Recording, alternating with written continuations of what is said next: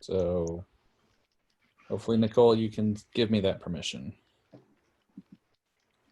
I'm actually not sure where that comes into play, but I will look for that. I do know that we do have recording going now. Okay. And just a quick housekeeping note, you know, if anyone's new here, just turn off your video and mute yourself if you're not on. And that's about it. Thanks, everybody. All right, then we will start with Love Labors Lost. Act 1, Scene 1, enter Ferdinand, King of Navarre, BEROWNE, LONGAVILLE, and DUMAINE.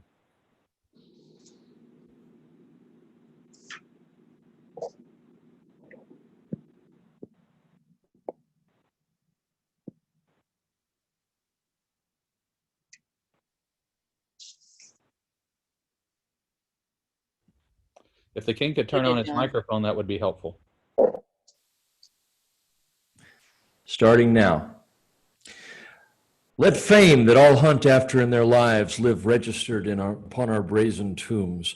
Then grace us in the disgrace of death when, spite of cormorant devouring time, the endeavor of this present breath may buy that honor which shall bait his CeCe keen edge and make us heirs of all eternity. Therefore, brave conquerors, for so you are, that war against your own affections and the huge army of the world's desires, our late edict shall strongly stand in force. Navarre shall be the wonder of the world. Our court shall be a little academy, still and contemplative in living art. You three, BEROWNE, DUMAINE, and LONGAVILLE, have sworn for 3 years' term to live with me, my fellow scholars, and to keep those statutes that are recorded in this schedule here. He holds up a scroll. Your oaths are passed, and now subscribe your names, that your own hand may strike his honor down that violates the smallest branch herein. If you are armed to do as sworn to do, subscribe your deep oaths and keep it so.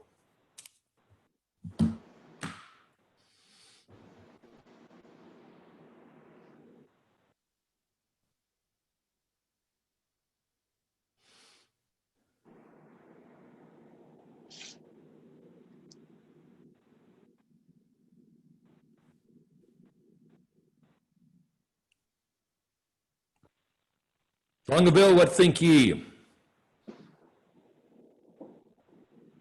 Call forth LONGAVILLE. Are you resolved? Solve it, you. LONGAVILLE just actually got to join the proceedings, so we are actually at the top of page 9 with your dialogue. LONGAVILLE, if you are armed to do as sworn to do, subscribe to your depots and keep it too. Hold on.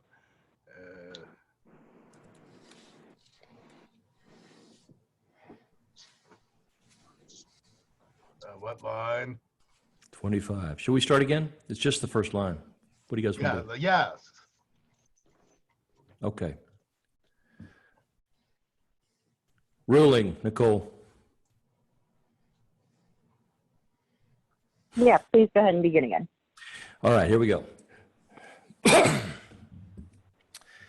Let fame that all hunt after in their lives live registered upon our brazen tombs, and then grace us in the disgrace of death when, spite of cormorant devouring time, the endeavor of this present breath may buy that honor which shall bait his CeCe keen edge and make us heirs of all eternity.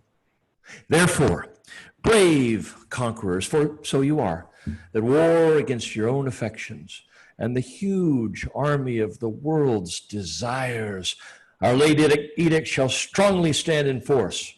Navarre shall be the wonder of the world. Our court shall be a little academy, still and contemplative in living art. You three, BEROWNE, DUMAINE, LONGAVILLE, have sworn for 3 years to live with me, my fellow scholars, and to keep those statutes that are recorded in this schedule here.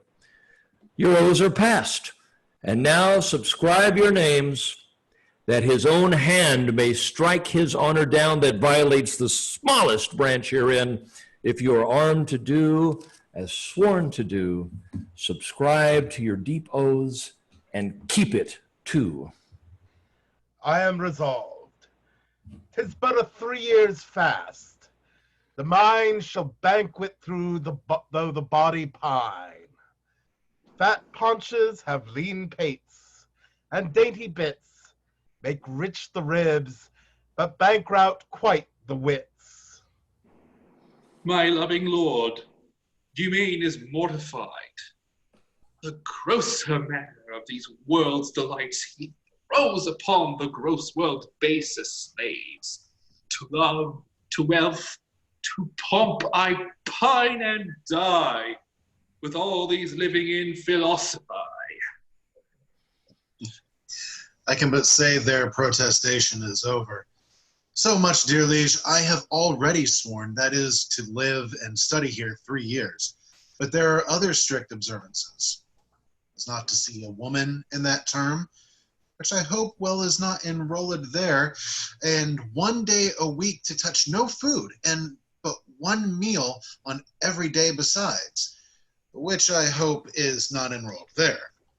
And then to sleep but 3 hours in the night and not be seen to wink of all of the day. When I was wont to think no harm all night and make a dark night too of half the day, which I hope well is not enrolled there. These are boring, barren tasks, too hard to keep. No, not to see ladies, study, fast, not sleep. Your oath is passed to pass away from these. Let me say no, my liege, and if you please, I only swore to study with your grace.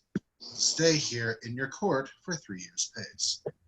You swore to that, Barone, and to the rest. But yea and nay, sir, then I swore in jest. What in the end of study, let me know. Why, that to know which else we should not know.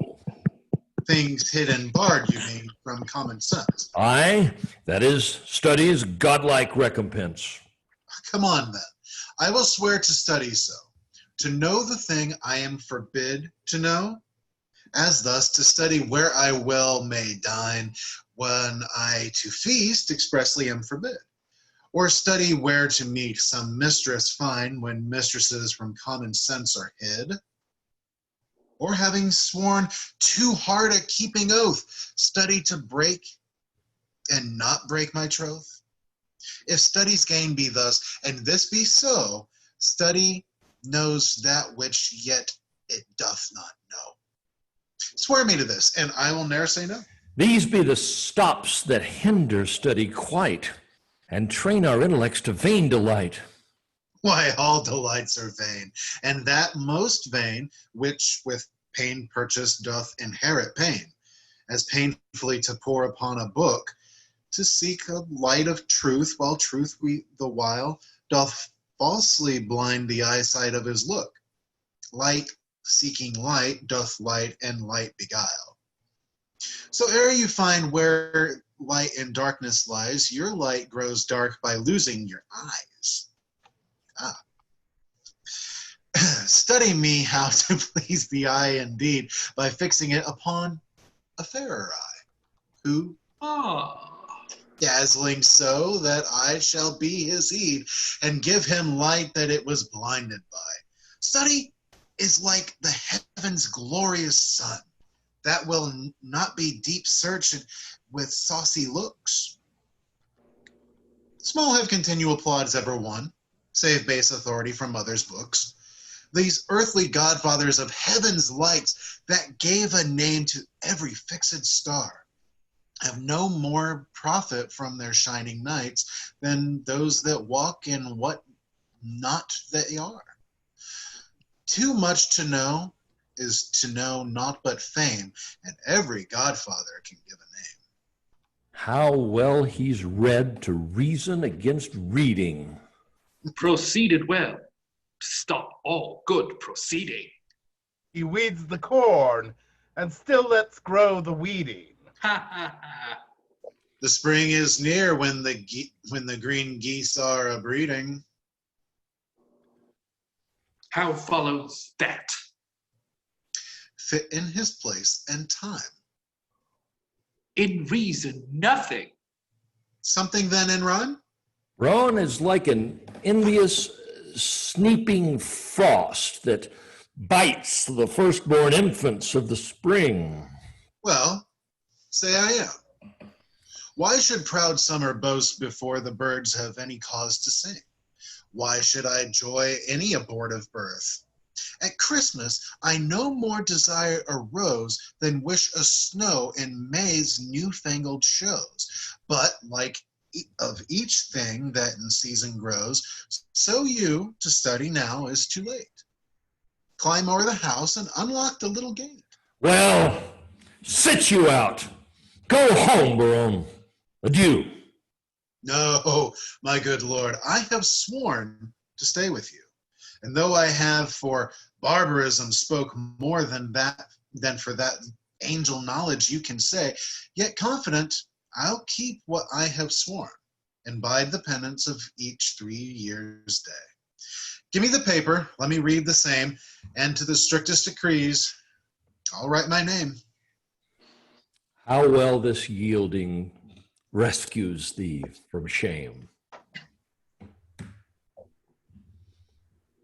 Item, that no woman shall come within a mile of my court. Had this been proclaimed? 4 days ago. Let's see the penalty. On pain of losing her tongue. Who devised this penalty? Mary, that did I. Sweet Lord, and why? To fright them hence with that dread penalty. Dangerous law against gentility. Item. If any man be seen to talk with a woman within the term of 3 years, he shall endure such public shame as the rest of the court can possible devise. This article, my liege, yourself must break. For well you know, here comes in embassy the French king's daughter with yourself to speak. A maid of grace and complete majesty, about to surrender up Aquitaine to her decrepit, sick, and bedridden father. Therefore, this article is made in vain, or vainly comes the admired princess hither. What say you, lords? Why, this was quite forgot. So study evermore is overshot. While it doth study to have what it would, it doth forget to do the thing it should. And when it hath the thing it hunteth most, 'tis one as towns with fire, so won, so lost. We must of force dispense with this decree. She must lie here on mere necessity. Necessity will make us all forsworn 3,000 times within this 3 years' space. For every man with this effect is born, not by might mastered, but by special grace. If I break faith, this word shall speak for me. I am forsworn on mere necessity. So to the laws at large I write my name, and he that breaks them in the last degree stands in a tender of eternal shame. Suggestions are to other as to me. But I believe, although I seem so loath, I am the last that will keep his oath. There. But is there no quick recreation granted? Aye, that there is.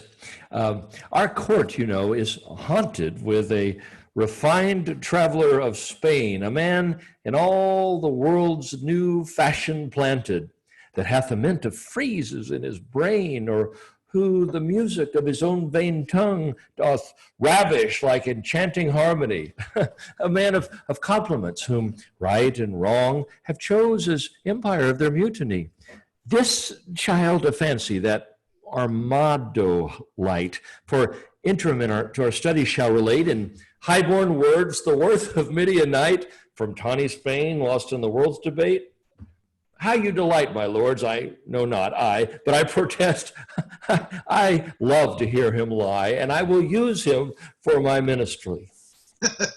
Armado is a most illustrious wight, a man of fire new words, fashion's own knight. COSTARD the swain, and he shall be our sport. And so to study 3 years is but short. Enter Dole, a constable with a letter, and COSTARD. I'm muting myself, sorry. Which is the Duke's own person? This fellow, what wouldst? I myself represent his own person, for I am his Grace's Scarborough, but I would see his own person in flesh and blood. This is he. Signor, I'm commend you. There's villainy abroad. This letter will tell you more. Gives the letter to the king. Sir, the contempts therefore of are as touching me. Letter from the magnificent Armado.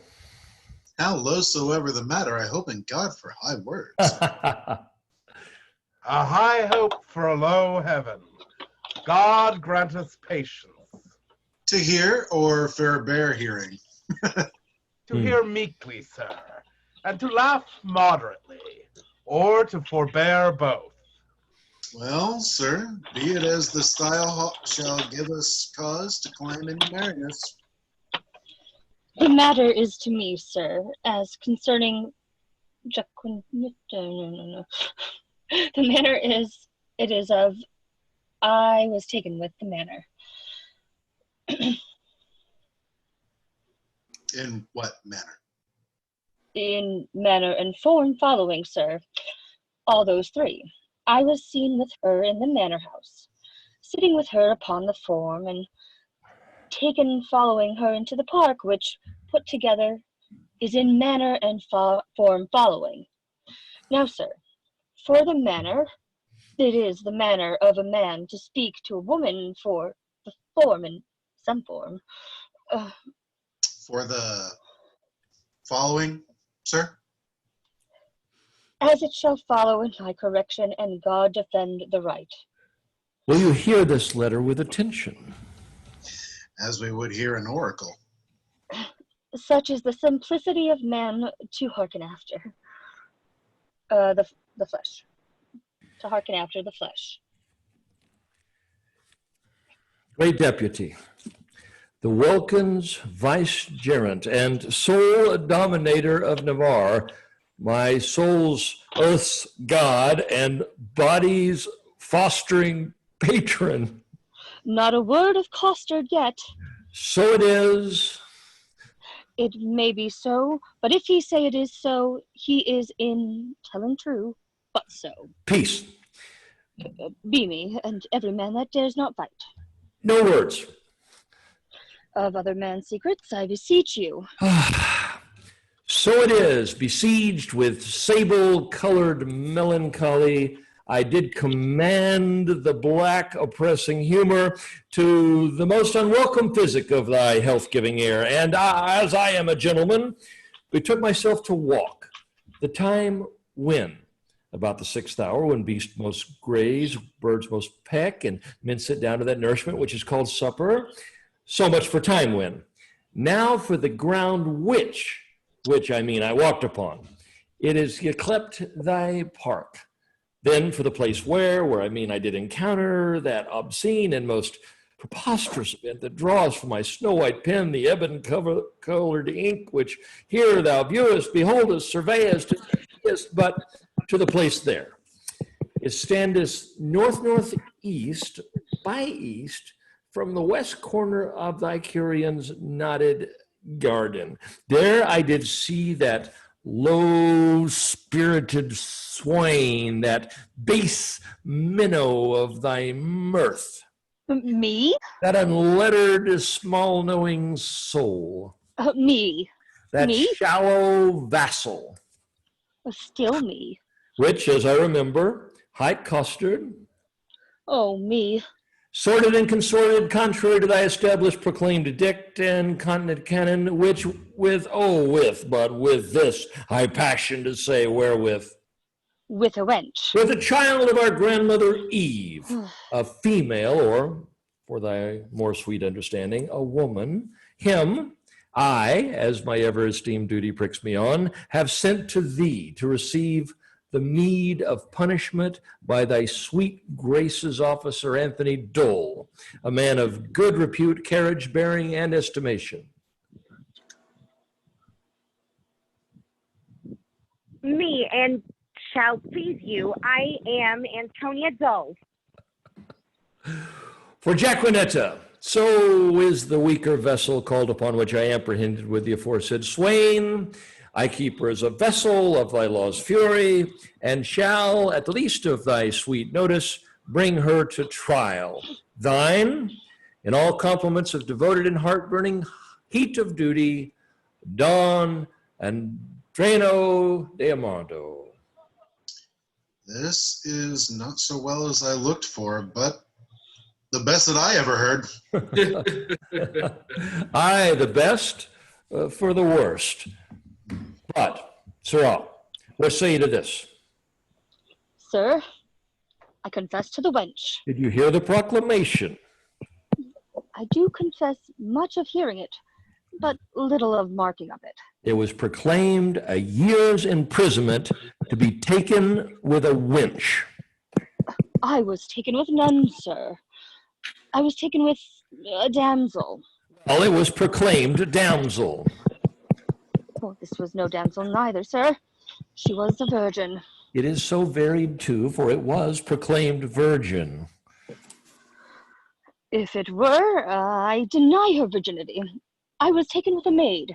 This maid will not serve your turn, sir. This maid will serve my term, sir. Ha! Sir, I pronounce your sentence. You shall fast a week with bran and water. I had rather pray a month with mutton and porridge. And Don Armado shall be your keeper, my lord BEROWNE, see him delivered o'er, and go we, lords, to put in practice that which each to other hath so strongly sworn. King, Longaville, and DUMAINE exit. I'll lay my head to any good man's hat. These oaths and laws will prove an idle scorn. Sirrah, come on. I suffer for the truth, sir. For true it is I was taken with JAQUENETTA. And JAQUENETTA is a true girl. And therefore, welcome the sour cup of prosperity. Affliction may one day smile again, and till then, sit thee down, sorrow. They exit. Scene 2. Enter Armando and MOTE, his page. Boy, what sign is it when a man of great spirit grows melancholy? A great sign, sir, that he will look sad. Why, sadness is one and the selfsame thing, dear imp. No, no, oh Lord, sir, no. How can thou part sadness and melancholy, my tender juvenal? By a familiar demonstration of the working, my tough senor. Why, tough signor, why, tough signor? Why, tender juvenile, why, tender juvenile? I spoke a tender juvenal as a congruent epithethion pertaining to thy young days, which we may nominate tender. And I, tough senor, as an appurtenant title to your old time, which we may name tough. Pretty and apt. How mean you, sir? I pretty and my saying apt, or I apt and my saying pretty? Thou pretty because little. Little pretty because little. Wherefore apt? And therefore apt because quick. Speak you this in my praise, master? In thy condign praise. I will praise an eel with the same praise. What? That an eel is ingenious? That an eel is quick. I do say that thou art quick in answers, Thou heatest my blood. I am answered, sir. I love not to be crossed. He speaks the mere contrary. Cross his love, not him. I have promised to study 3 years with the Duke. You may do it in an hour, sir. Impossible. How many is one thrice told? I am ill at reckoning. It fitteth the spirit of a tapster. You are a gentleman and a gamester, sir. I confess both. They are both the varnish of a complete man. Then I'm sure you know how much the gross sum of deuce ace amounts to. It doth amount to 1 more than 2. Which the base vulgar do call 3. True. Why, sir, is this such a piece of study? Now here is 3 studied, ere you'll thrice wink, and how easy it is to put years to the word 3 and study 3 years in 2 words. The dancing horse will tell you. A most fine figure. To prove you a cipher. I will hereupon confess that I am in love. And as it is best for a soldier to love, so am I in love with a base wench. If drawing my sword against the humor of affection would deliver me from the reprobate thought of it, I would take Desire prisoner and ransom him to any French courtier for a new devised curtsy. I think scorn to sigh. Methinks I could outswear Cupid. Comfort me, boy. How many great men have been in love? Hercules, master. Oh, most sweet Hercules. More authority, dear boy. Name more, and sweet my child, let them be men of good repute and carriage. Samson, master. He was a man of good carriage, great carriage, for he carried the town gates on his back like a porter, and he was in love. Oh, well knit Samson. Strong jointed Samson. I do excel thee in thy rapier as much as thou didst me in carrying gates. I am in you. Who was Samson's love, my dear Mote? A woman, master. Of what complexion? Of all the 4, or the 3, or the 2, or one of the 4. Tell me precisely of what complexion. Of the sea-water green, sir. Oh, is that one of the 4 complexions? As I have read, sir, and the best of them, too. Green indeed is the color of lovers. But to have a love of that color, methinks Samson had small reason for it. He surely affected her for her wit. It was so, sir, for she had a green wit. My love is most immaculate white and red. Most immaculate thoughts, master, are masked under such colors. Oh, define, well-educated infant. Oh, my father's wit and my mother's tongue assist me. Sweet invocation of a child, most pretty and pathetic. If she be made of white and red, her faults will ne'er be known. For blushing cheeks by faults are bred, and fears by pale white shown. Then, if she fear or be to blame, by this you shall not know. For still her cheeks possess the same which native she doth owe. A dangerous rhyme, master, against the reason of white and red. Is there not a ballad, boy, of the king and the beggar? The world was very guilty of such a ballad some 3 ages since, but I think 'tis not to be found. Or if it were, it would neither serve for the writing nor the tune. I will have that subject newly writ o'er, that I may examine my digression by some mighty precedent. Boy, I do love that country girl that I took in the park with that rational hind costard. She deserves well. To be whipped, and yet a better love than my master. Sing, boy! My spirit grows heavy in love. And that's great marvel, loving a light wench.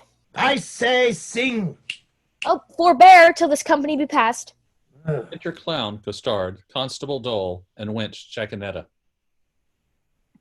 sir. The Duke's pleasure is that you keep Costard safe, and you must suffer him to take no delight, nor no penance, but he must fast 3 days a week. For this damsel I must keep her at the park. She is followed for the day woman. Fare you well. I do betray myself with blushing. May?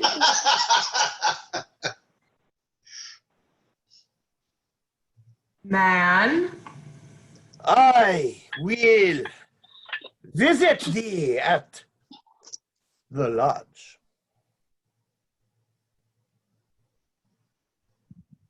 that's hereby. I know where it is situated. Lord, how wise you are. I will tell thee wonders. With that face? I love thee. So I heard you say. And so, farewell. Fair weather after you. Come, JAQUENETTA, away. Earl and JAQUENETTA exit. Villain, thou shalt fast for thy offences ere thou be pardoned. Well, sir, I hope when I do it, I shall do it on a full stomach. Thou shalt be heavily punished. I am more bound to you than your fellows, for they are but lightly rewarded. Take away this villain. Shut him up. Come, you transgressing slave, away. Let me not be pent up, sir. I will fast being loose. No, sir, that were fast and loose. Thou shalt to prison. Well, if ever I do see the merry days of desolation that I have seen, some shall see. What shall some see? Nay, nothing, Master Mote, but what they look upon, it is not for prisoners to be too silent in their words, and therefore I will say nothing. I thank God I have as little patience as another man, and therefore I can be quiet. COSTARD and boy exit. I do affect the very ground which is base, where her shoe, which is baser, guided by her foot, which is basest, doth tread.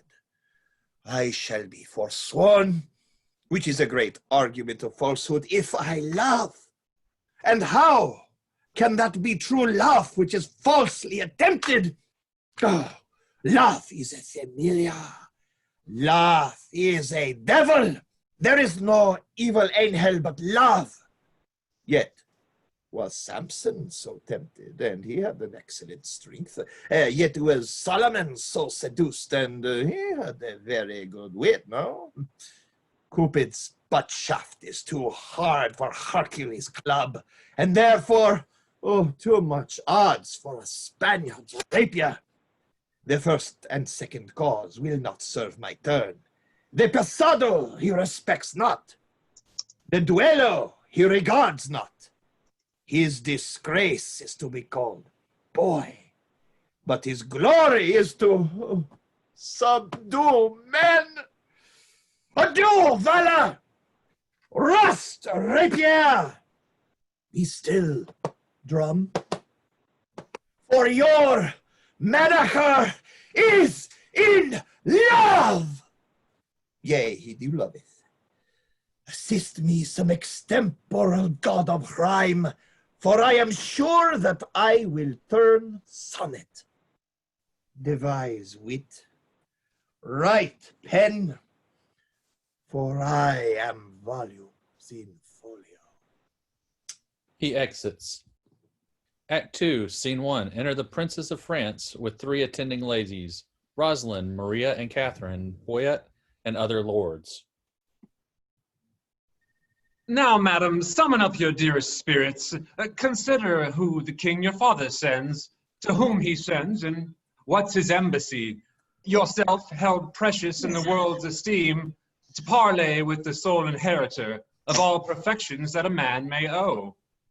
matchless Navarre, the plea of no less weight than Aquitaine, a dowry for a queen. Be now as prodigal of all dear grace, as nature was in making graces dear, when she did starve the general world besides, and prodigally gave them all to you. Good Lord Boyer, my beauty, though but mean, needs not the painted flourish of your praise. Beauty is bought by judgment of the eye, not uttered by base sale of chapmen's tongues. I'm less proud to hear you tell my worth, and you much willing to be counted wise, and spending your wit in the praise of mine. But now to task the tasker. Good Boyer, you are not ignorant. All telling fame doth noise abroad Navarre hath made her vow, till painful study shall outwear these 3 years. No woman may approach the silent court. Therefore too seemeth it a needful course, before we enter his forbidden gates, to know his pleasure, and in that behalf, bold of your worthiness, we single you as our best moving fair solicitor. Tell him the daughter of the King of France on serious business, craving quick dispatch, importunes personal conference with his grace. Haste signifies so much while we attend, like humble visaged suitors, his high will. Proud of employment, willingly I go. All pride is willing pride, and yours is so. BOYET exits. Who are the votaries, my loving lords, their fellows with this virtuous duke? Lord Longaville is one. Know you the man?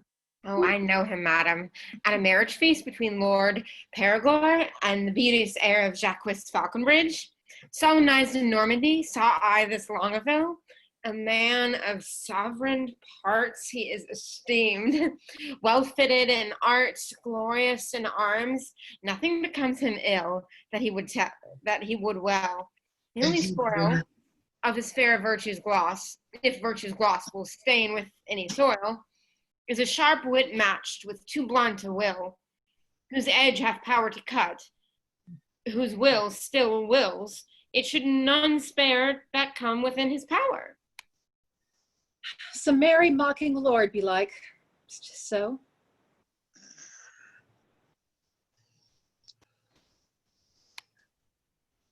They say so most that most his humors know.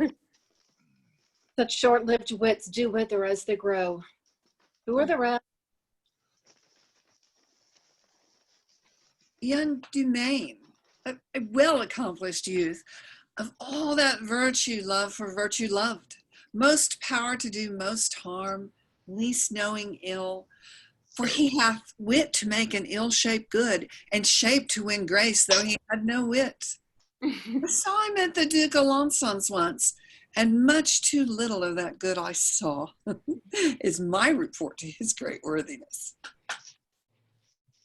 Another of these students at that time was there with him, if I have heard a truth. Barone, they call him, but a merrier man, within the limit of becoming mirth. I never spent an hour's talk with all. His eye begets occasion for his wit.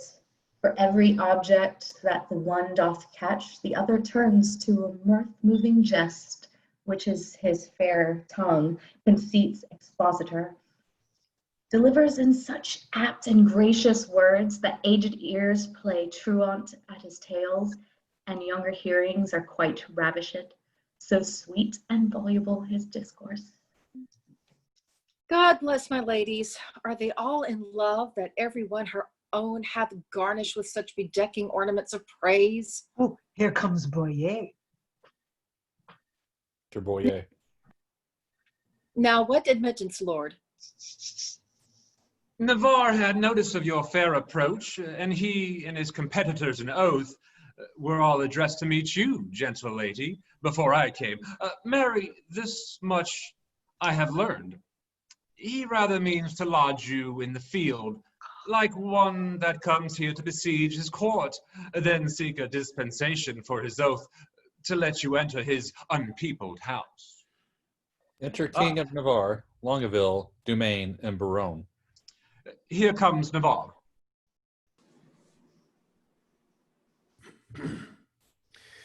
Fair princess, welcome to the court of Navarre. Fair, I give you back again, and welcome. I have not yet. The roof of this court is too high to be yours, and welcome to the wide fields too base to be mine. You shall be welcome, madam, to my court. I will be welcome then. Conduct me thither. Hear me, dear lady. I have sworn an oath. Our Lady, help my lord, he'll be forswoon. Not for the world, fair madam, by my will. Why, will shall break it, will and nothing else. Your lady is ignorant of what it is. Were my lord so, his ignorance were wise, where now his knowledge must prove ignorance. I hear your grace hath sworn out housekeeping. 'Tis deadly sin to keep that oath, my lord, and sin to break it. But pardon me, I am too sudden bold to teach a teacher ill beseemeth me. Vouchsafe to read the purpose of my coming, and suddenly resolve me in my suit. Madam, I will, if suddenly I may. You will the sooner that I were away, for you'll prove perjured if you make me stay. Did I not dance with you in Brabant once? Did I not dance with you in Brabant once? I know you did. How needless was it then to ask the question? You must not be so quick. 'Tis long of you that spur me with such questions. Yeah, your wit's too hot, it speeds too fast. 'Twill tire. Not till I leave the rider and the mire. Ooh, what time of day? The hour that fools should ask. Ooh. Now fair befall your mask, Fair fall the face it covers. and send you many lovers. Amen, so you be none. Nay, then, will I be gone? Madam, your father here does intimate the payment of 100,000 crowns being but the 1/2 of an entire sum dispersed by my father in his wars. But say that he or we, as neither have, received that sum, yet there remains unpaid 100,000 more, in surety of the which one part of Aquitaine is bound to us, although not valued to the money's worth. If then the king your father will restore but that 1/2 which is unsatisfied, we will give up our right in Aquitaine and hold fair friendship with his majesty. But that it seems he little proposes.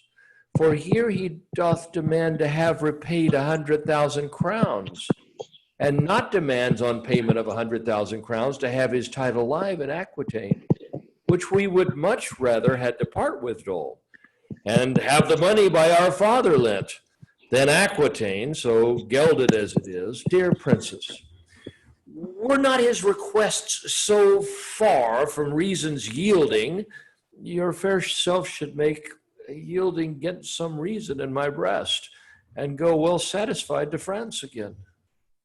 You do the king, my father, too much wrong, and wrong the reputation of your name, and so unseeming to confess receipt of that which hath so faithfully been paid. I do protest I never heard of it, and if you'll prove it, I'll repay it back, or yield up Aquitaine. We arrest your word. Boyet, you can produce acquittances for such a sum from special officers of Charles, his father. Satisfy me so. So please your grace, the packet is not come. Where that and other specialties are bound, tomorrow you shall have sight of them. It shall suffice me, at which interview all liberal reason I will yield unto. Meantime, receive such welcome at my hand as honor, without breach of honor, may make tender of to thy true worthiness. You may not come, fair princess, within my gates, but here without you shall be so received as you shall deem yourself lodged in my heart. Though so denied fair harbor in my house, your own good thoughts excuse me, and farewell. Tomorrow we shall visit you again. Sweet health and fair desires consort your grace. Thine own wish I thee in every place. He exits with DUMAINE, LONGAVILLE, and attendants. Lady, I will commend you to my own heart. Pray you, do my commendations. I would be glad to see it. I would you hear it groan. Is the fool sick? Sick at the heart. Alack, let it blood. That do it good. My physic says I. Will you prick it with your eye? No, point with my knife. Now, God save thy life. And yours from long living. I cannot stay, Thanksgiving. He exits. Enter DUMAINE. Sir, I pray you a word. What lady is that same? The heir of Alençon. Catherine, her name. A gallant lady, monsieur. Fare you well. He exits. Enter LONGAVILLE.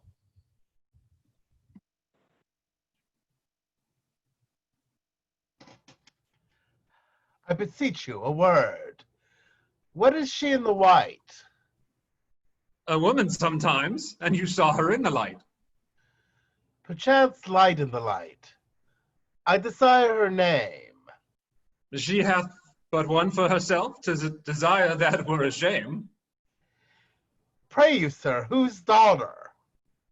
Her mother's, I have heard. God's blessing on your beard. Good sir, be not offended, she is an heir of Falconbridge. Nay, my choler is ended. She is a most sweet lady. Not unlike sir, that may be. LONGAVILLE exits. Enter BEROWNE.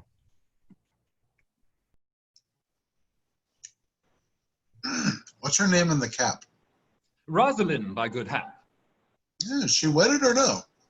To her will, sir, also. No, you are welcome, sir. I do. Farewell to me, sir, and welcome to you. BEROWNE exits. The last is Berowne, the merry madcap lord. Not a word with him, but a jest.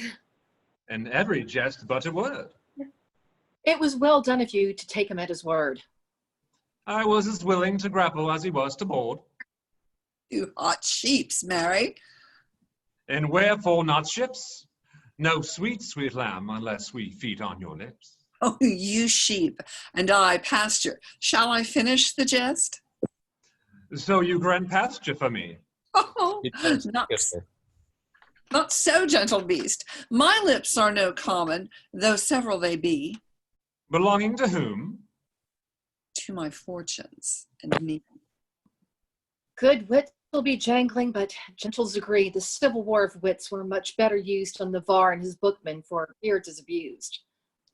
If my observation, which very seldom lies, by the hot still rhetoric disclosed with the eyes, deceive me not now, Navarre is infected. With what? With that which we lovers entitled affected. Your reason? Why, all his behaviors did make their retire to the court of his ire, peeping through desire. His art like an agate with your print impressed, proud with his form in his eye pride expressed. His tongue, all impatient to speak and not see, did stumble with haste in his eyesight to be. All senses that to sense did make their repair, to feeling only looking on fairest affair. Methought all his senses were locked in his eye, as jewels and crystal for some prince to buy, who, tendering their own worth from where they were glassed, did point you to buy them along as you passed. His face's own margin did quote such amazes, that all eyes saw his eyes enchanted with gazes. I'll give you Aquitaine in all that is his, and you give him for my sake but one loving kiss. Come to our pavilion. Boyet is disposed. But to speak that in words which his eye hath disclosed, I have only made a mouth of his eye by adding a tongue which I know will not lie. Thou art an old love-monger and speaks skillfully. He is Cupid's grandfather and learns news of him. And was Venus like her mother, for her father is but grim. Do you hear, my mad wenches? No. What then, do you see? Aye, our way to be gone. You are too hard for me. They all exit. Act 3, Scene 1. Entered Braggart, Armando, and his boy. Warble, child. Too late! Make passionate my sense of hearing. To save yourself from falling, I took a chance and changed your way of life. But you misread my meaning when I met you. Closed the door and left me blinded by the light. Don't let the sun go down on me. Don't let the sun. Although I search myself, it's always someone else I see. I just allow a fragment of your life to wander free.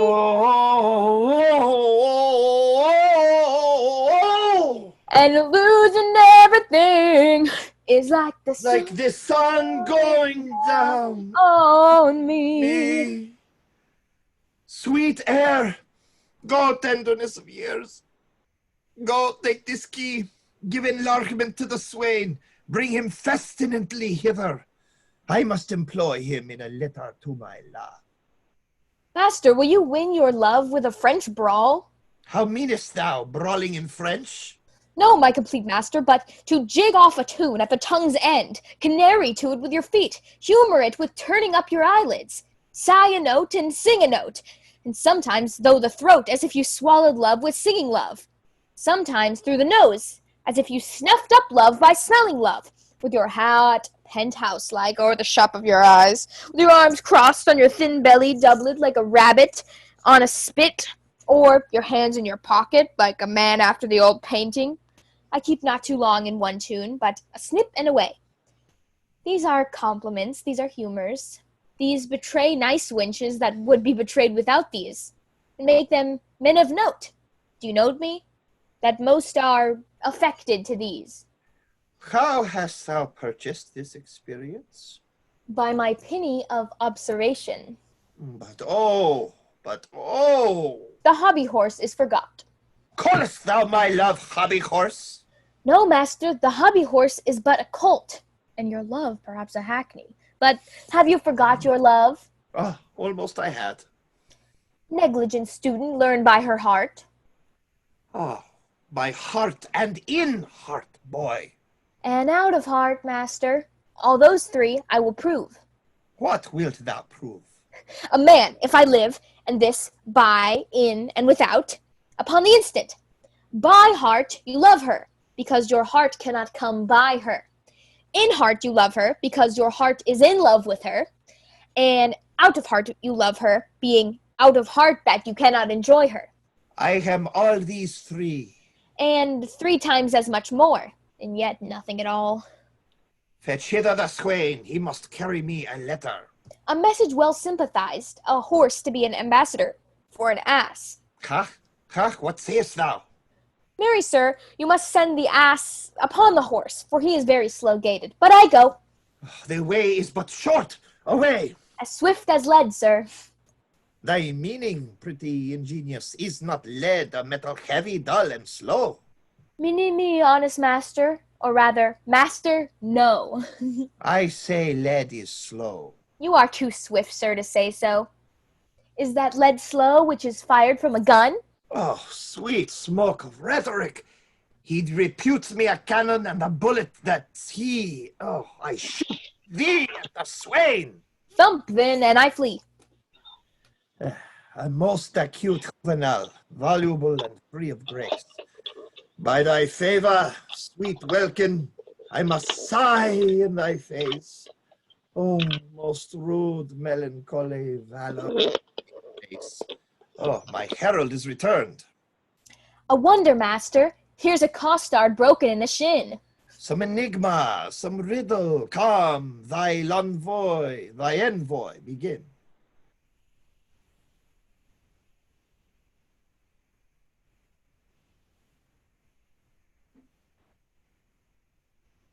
Costard, I see that you are speechless. Canst thou reply upon us? What wisdom? Thy envoy. Thy envoy.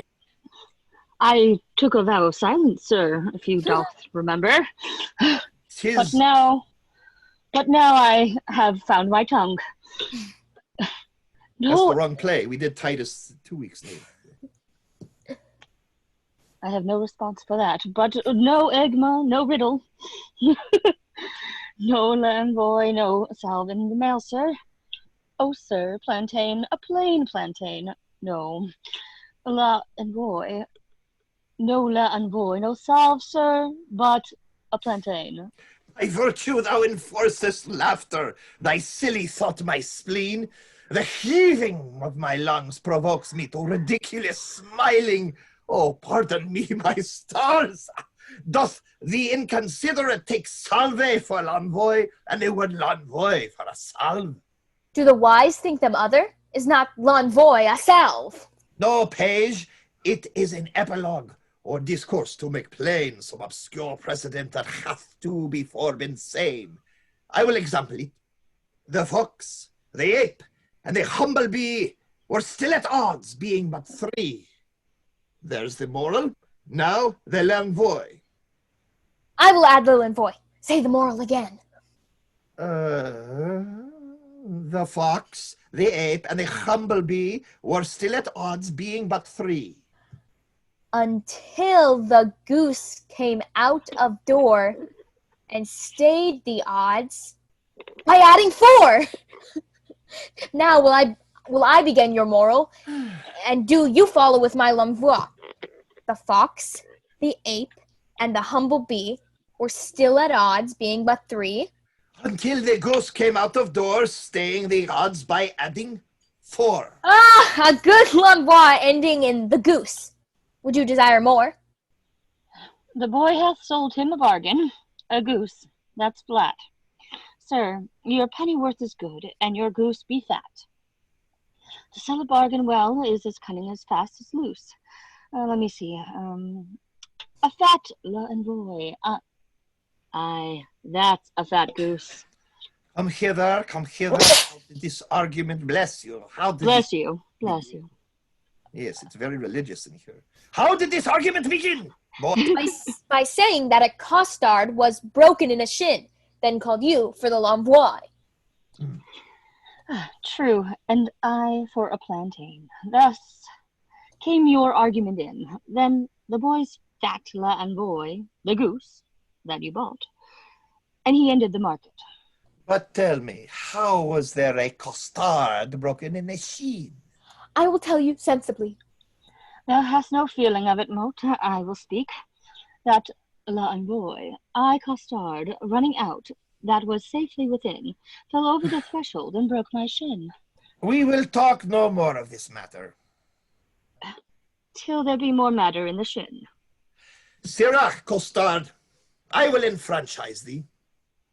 Oh, marry me to one, Francis. I smell some l'envoy, some goose in this.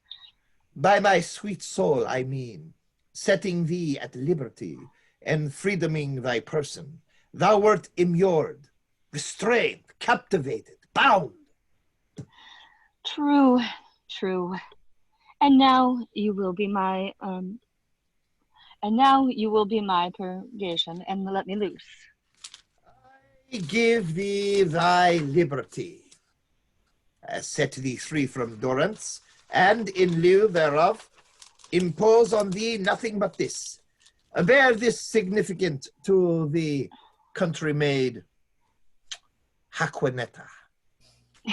Is remuneration for the best word of mine honor is rewarding my dependence.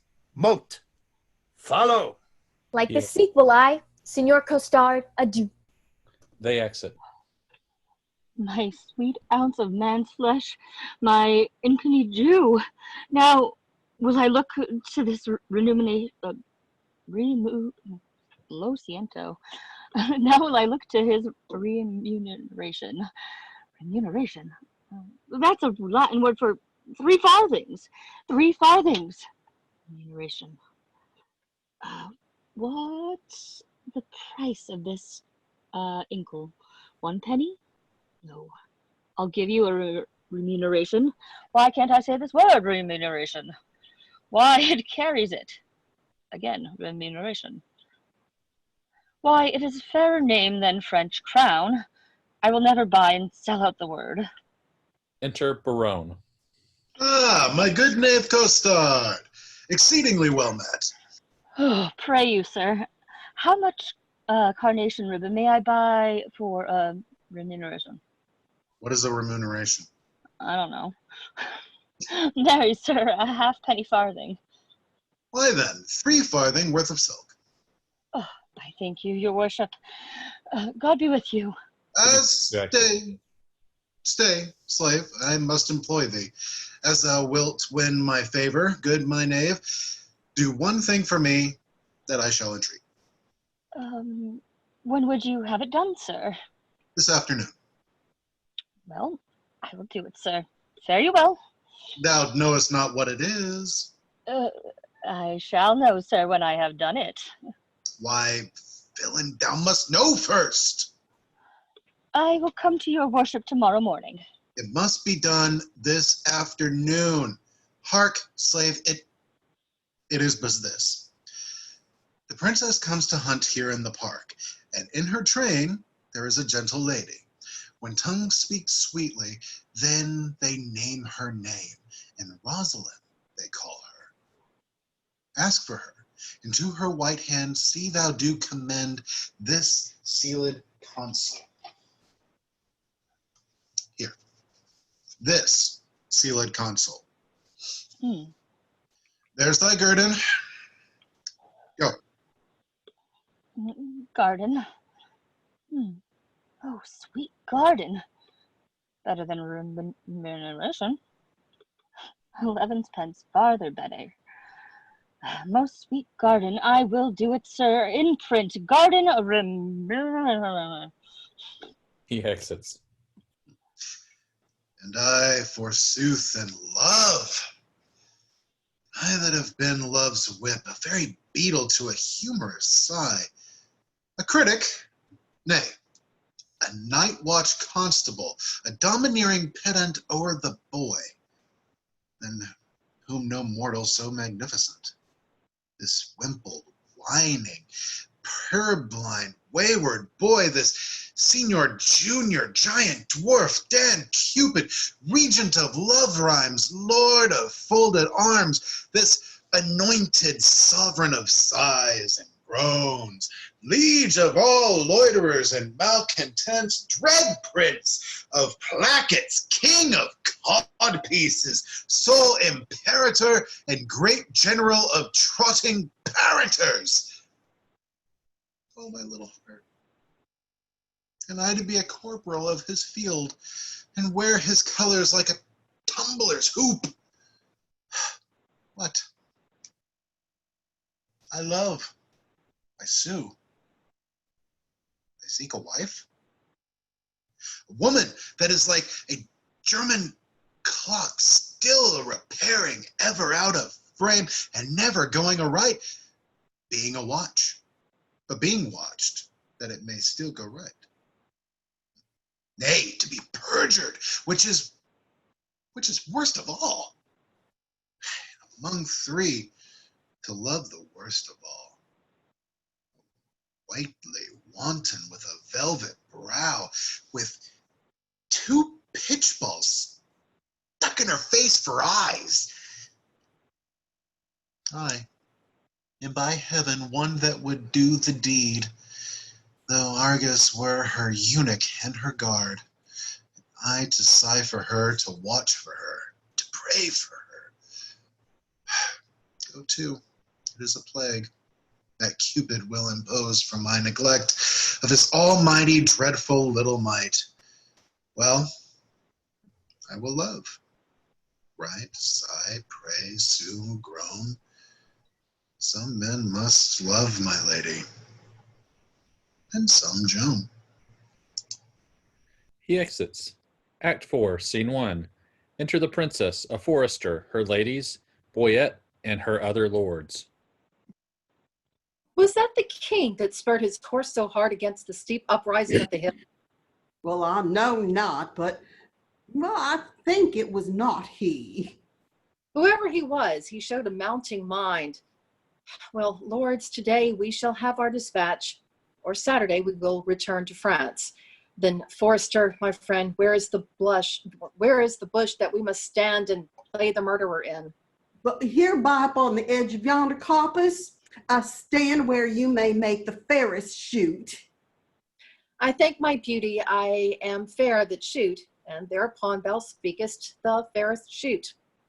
Oh, pardon me, madam, but for I meant not so.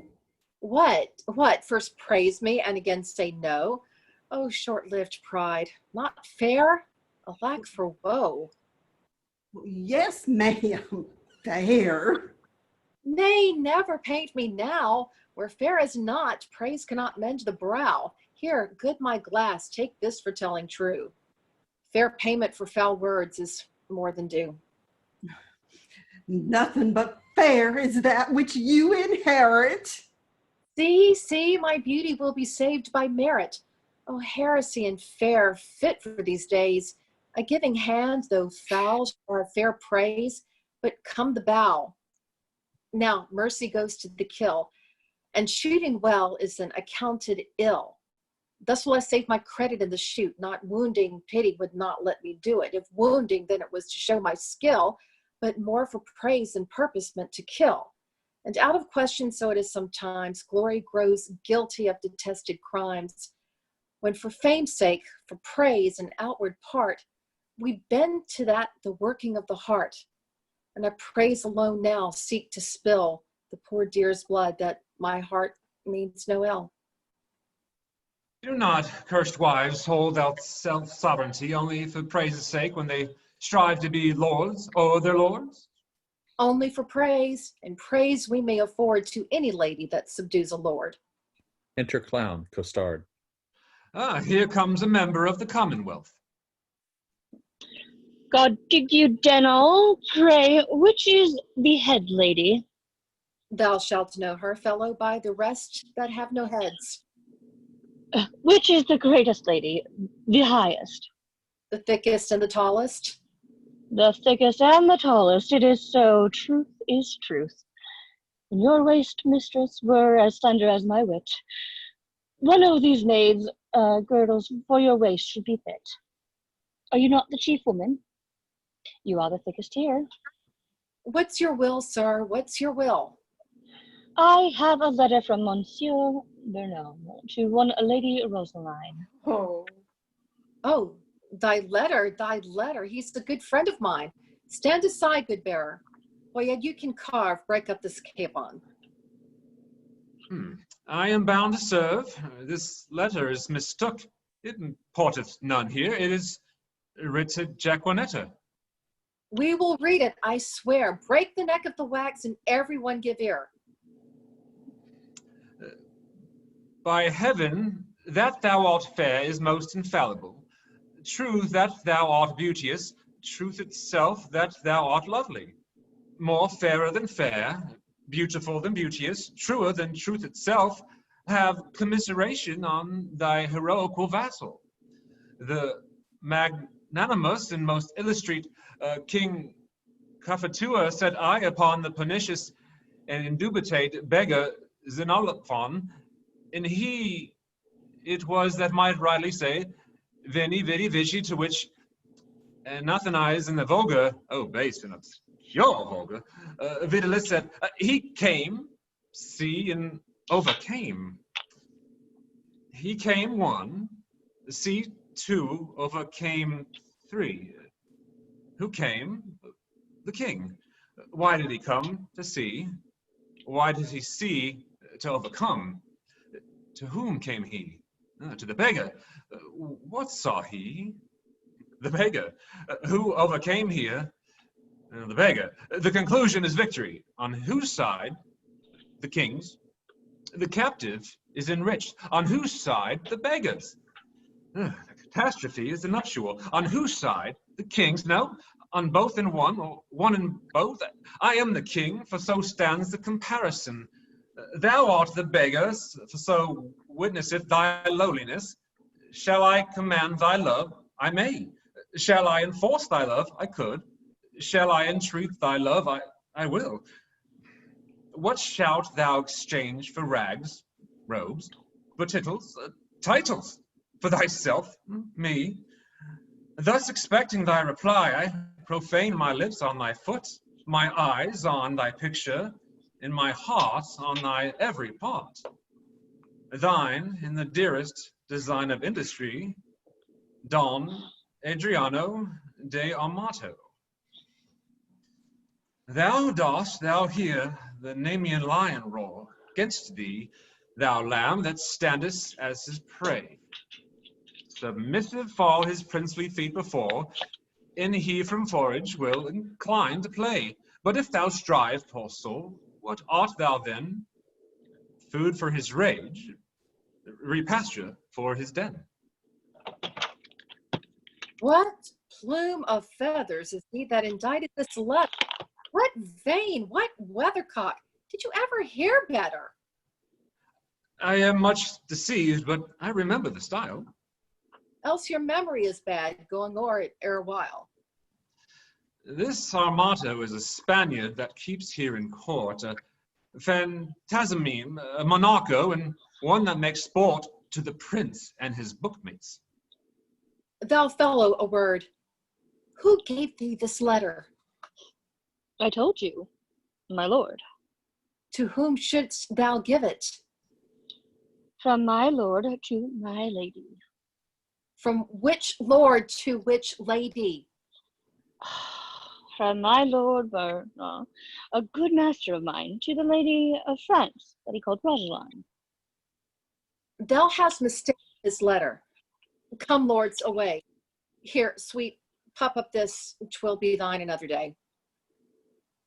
The princess, Catherine, lords, and Forrester exit. BOYET, Rosalind, Maria, and COSTARD remain. Who is the shooter? Who is the shooter? Shall I teach you to know? I, my continent of beauty. Why, she that bears the bow, finely put off. My lady goes to kill horns, but if thou marry, hang me by the neck if horns that year miscarry, finely put on. Well, then, I am the shooter. And who is your dear? If we choose by the horns, yourself come not near. Finely put on indeed. You still wrangled with her, Boyer, and she strikes at the brow. But she herself is hit lower. Have I hit her now? Shall I come upon thee with an old saying? That was a man when King Pippin of France was a little boy, as touching the hit it. So I may answer thee with one as old. That was a woman when Queen Guinevere of Britain was a little wench, as touching the hit it. Thou canst not hit it, hit it, hit it. Thou cannot hit it, my good man. And I cannot, and I cannot, another can. Rosalind exits. Oh, by my troth, most pleasant. How both did fit it.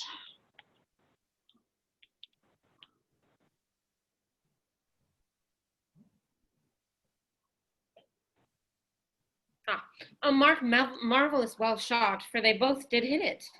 A mark! Oh, mark, but that mark. A mark, says my lady. Let the mark have a prick in it to meet at, if it may be. Why not a bow hand? If faith your hand is out. Indeed, he must shoot nearer, or he'll ne'er hit it, the clout. And if my hand be out, then be like your hand is in. Then she will get the upshoot by cleaving the pin. Come, you talk greasily. Your lips grow foul. She's too hard for you at pricks, sir. Challenge her to bowl. I fear too much rubbing. Good night, my good owl. BOYET and Maria exit. By my soul, a swain, a most simple clown. Lord, Lord, how the ladies I have put him down.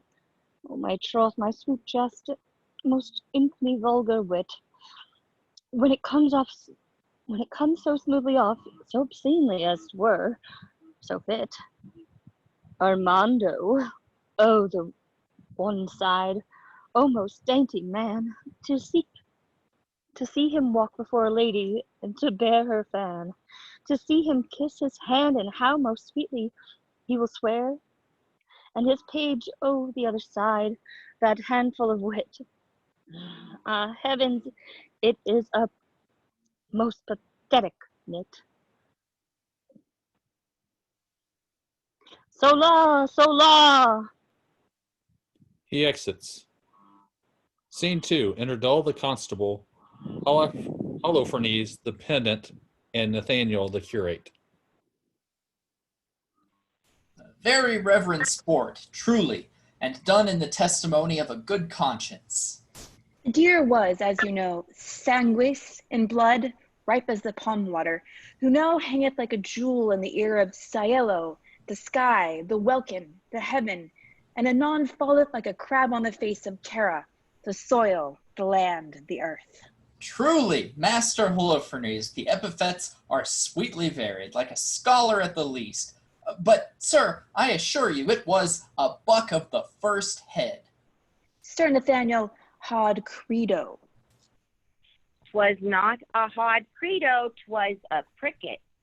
Most barbarous intimation, yet a kind of insinuation, as it were, in way of explication, but facere, as it were, replication, or rather ostentari, to show, as it were, his inclination after his undressed, unpolished, uneducated, unpruned, untrained, or rather unlettered, or ratherest unconfirmed fashion, to insert again my hod credo for a deer.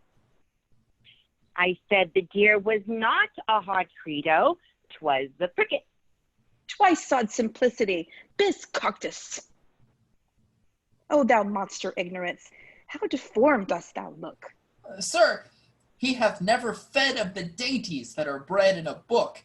He hath not eat paper, as it were. He hath not drunk ink. His intellect is not replenished. He is only an animal, only sensible in the duller parts.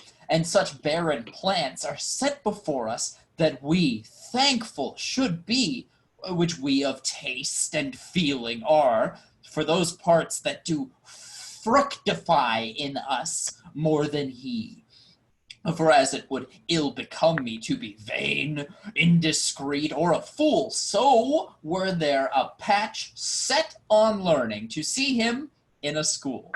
But omne bene, say I, being of an old father's mind, many can brook the weather that love not the wind. You two are bookmen. Can you tell me by your wits what was a month old at Cain's birth that's not 5 weeks old as yet? Dictina, good men dull. Dictina, good men dull. What is dictima? A title to Phoebe, to Luna, to the moon. The moon was a month old when Adam was no more, and wrought not to 5 weeks when he came to 5 score. The illusion holds in the exchange. Ah, 'tis true indeed. The collusion holds in the exchange. God comfort thy capacity. I say the illusion holds in the exchange. And I say the pollution holds in the exchange, for the moon is never but a month old. And I say besides that, 'twas the pricket that the princess killed. Sir Nathaniel, will you hear an extemporal epitaph on the death of the deer? And to humor the ignorant, call I the deer the princess killed a pricket. Perge, good Master Holofernes, perge, so it shall please you to abrogate scurrility. I will something affect the letter, for it argues facility. The prayful princess pierced and pricked a pretty pleasing pricket. Some say a sore, but not a sore till now made sore with shooting. The dogs did yell, put I to sore, then sorrel jumps from thicket, or pricket sore, or else sorrel, the people fall a hooting. If sore be sore, then L to sore makes 50 sores a sorrel. Of one sore I an 100 make by adding but one more L. A rare talent! If a talent be a claw, look how he claws him with a talent. This is a gift that I have. Simple, simple. A foolish, extravagant spirit, full of forms, figures, shapes, objects, ideas, apprehensions, motions, revolutions. These are begot in the ventricle of memory, nourished in the womb of PM matter, and delivered upon the mellowing of occasion. But the gift is good in those in whom it is acute, and I am thankful for it. Sir, I praise the Lord for you, and so may my parishioners, for their sons are well tutored by you, and their daughters profit very greatly under you. You are a good member of the Commonwealth. Meherical, if their sons be ingenious, they shall want no instruction. If their daughters be capable, I will put it to them. But vir sapis qui pausa laquitur, a soul feminine saluteth us. Enter JAQUENETTA and the clown, COSTARD.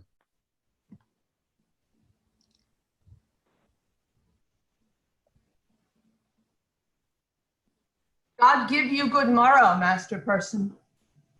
Master Person quasi pierce one, and if one should be pierced, which is the one? Marry, Master Schoolmaster, he is the likeliest to a hogshead. Of piercing a hogshead, a good luster of conceit and a turf of earth, fire enough for a flint, pearl enough for a swine. 'Tis pretty, it is well.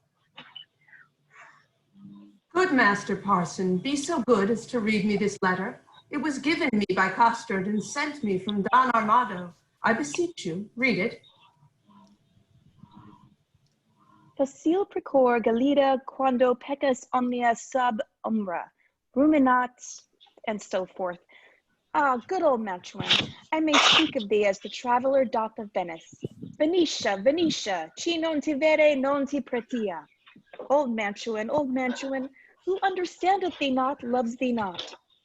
Ut re sola mi fa. Under pardon, sir, what are the contents? Or rather, as Horace says in his, what, my soul, verses? Aye, sir, and very learned. Let me hear a staff, a stanza, a verse. Lege Domine. If love make me forsworn, how shall I swear to love? Ah, never faith could hold, if not to beauty vowed. Though to myself forsworn, to thee I'll faithful prove. Those thoughts to me were oaks, to thee like osiers bowed. Study his bias leaves, and make his book thine eyes, where all those pleasures live that art would comprehend. If knowledge be the mark, to know thee shall suffice. Well learned is that tongue that well can thee commend. All ignorant, that soul that sees thee without wonder, which is to me some praise that I thy parts admire. The eye, Jove's lightning bears, thy voice, his dreadful thunder, which not to anger bent is music and sweet fire, celestial as thou art. Oh, pardon, love this wrong, that sings heaven's praise with such an earthly tongue. You find not the apostrophus, and so miss the accent. Let me supervise the canzonet. Here are only numbers ratified, but for the elegancy, facility, and golden cadence of poesy, carrots. Ovidius Naso was the man. And why indeed Naso, but for smelling out the odoriferous flowers of fancy, the jerks of invention? Imitari is nothing, so doth the hound his master, the ape his keeper, the tired horse his rider. But Damosella Virgin, was this directed to you? Aye, sir, from one Monsieur Barone, one of the strange queen's lords. I will overglance the superscript. To the snow-white hand of the most beauteous Lady Rosaline. I will look again on the intellect of the letter from the nomination of the party writing to the person written unto. Your ladyship's in all desired employment, Barone. Sir Nathaniel, this Barone is one of the votaries with the king, and here he hath framed a letter to a sequent of the stranger queens, which accidentally, or by the way of progression, hath miscarried. Trip and go, my sweet. Deliver this paper into the royal hand of the king. It may concern much. Stay not thy compliment. I forgive thy duty. Adieu. Good Costard, go with me. Sir, God save your life. Have with thee, my girl. COSTARD and JAQUENETTA exit. Sir, you have done this in the fear of God very religiously, and as a certain father saith. Sir, tell me not of the father.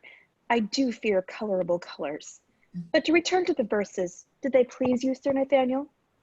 Marvelous well for the pen.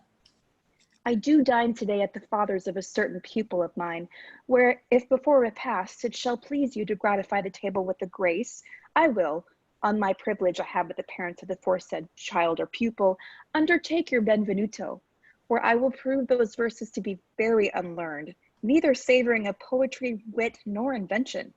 I beseech your society. And thank you too, for society, saith the text, is the happiness of life.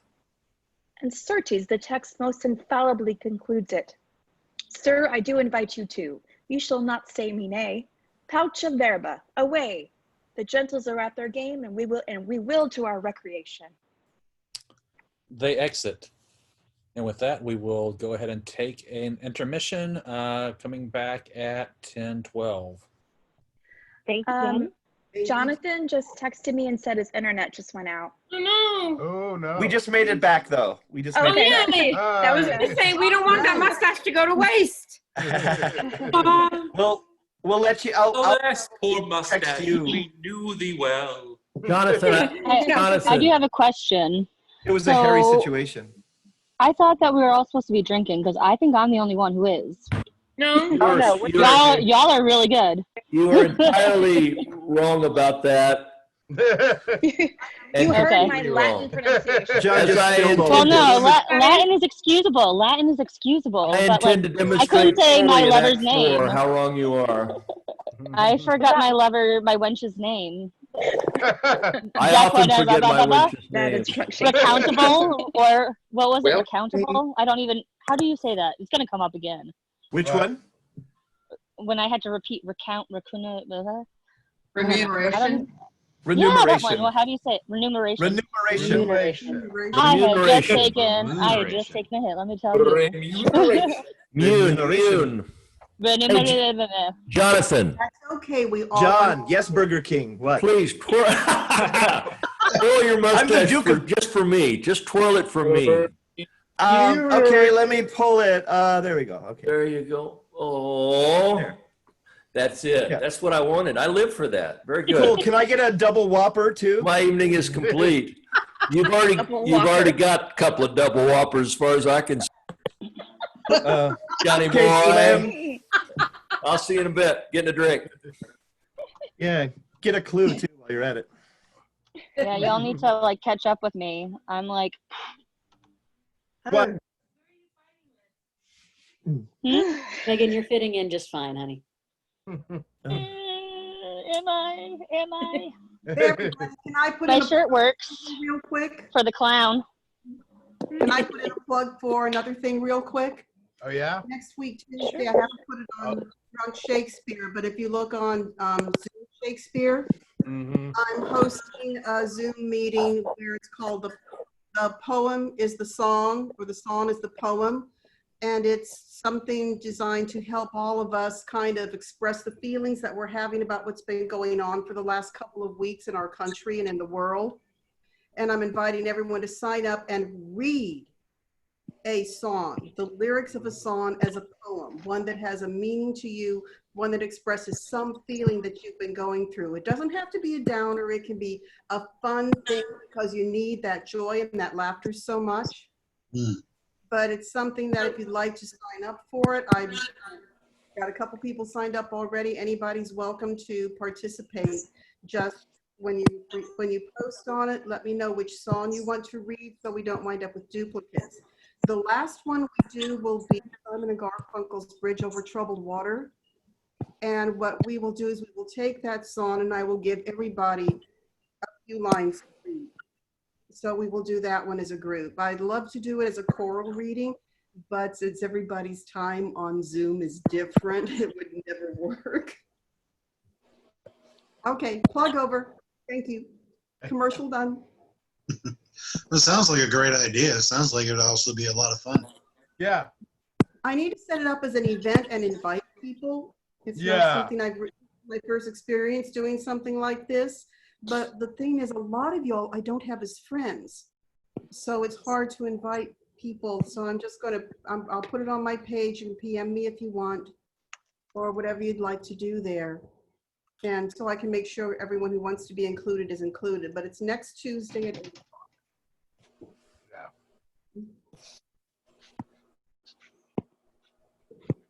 Now somebody say something funny so we can laugh. So a string of obscenities. Entire steak dinner throughout that last little bit. Cool. It was awesome.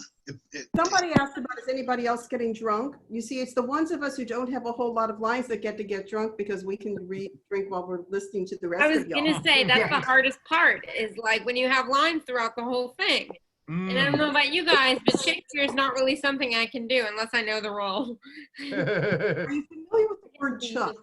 You get to be witty and then just drink in between each line. It's really One of the great things, like, unless anyone drops out, I'm free and I'm not doing a role this Friday in Zoom. So I'm just gonna sit there and be like, you guys are doing great. What happened? There's a blip.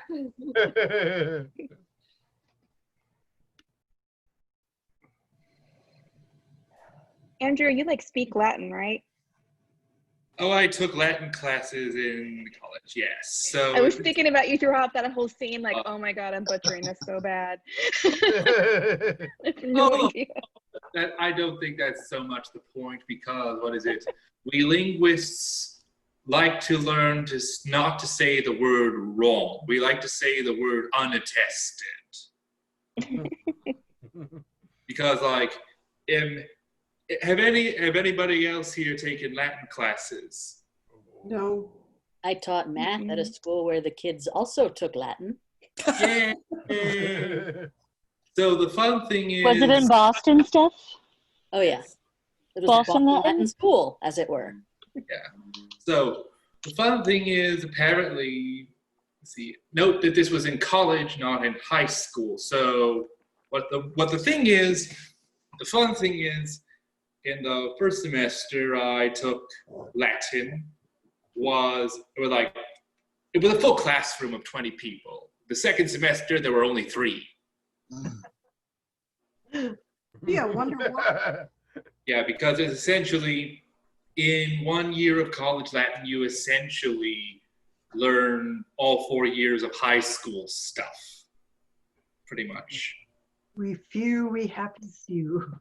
That's a lot of Latin. Yes. And it's like the big book that you get is this thing called Wheelocks. It was introduced as for the returning GIs.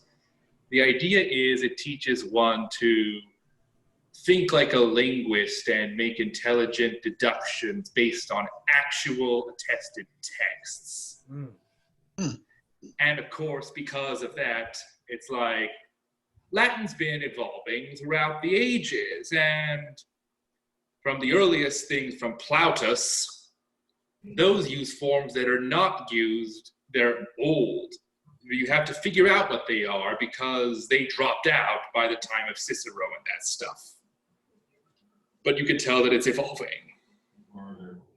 And the funny thing is they actually used, there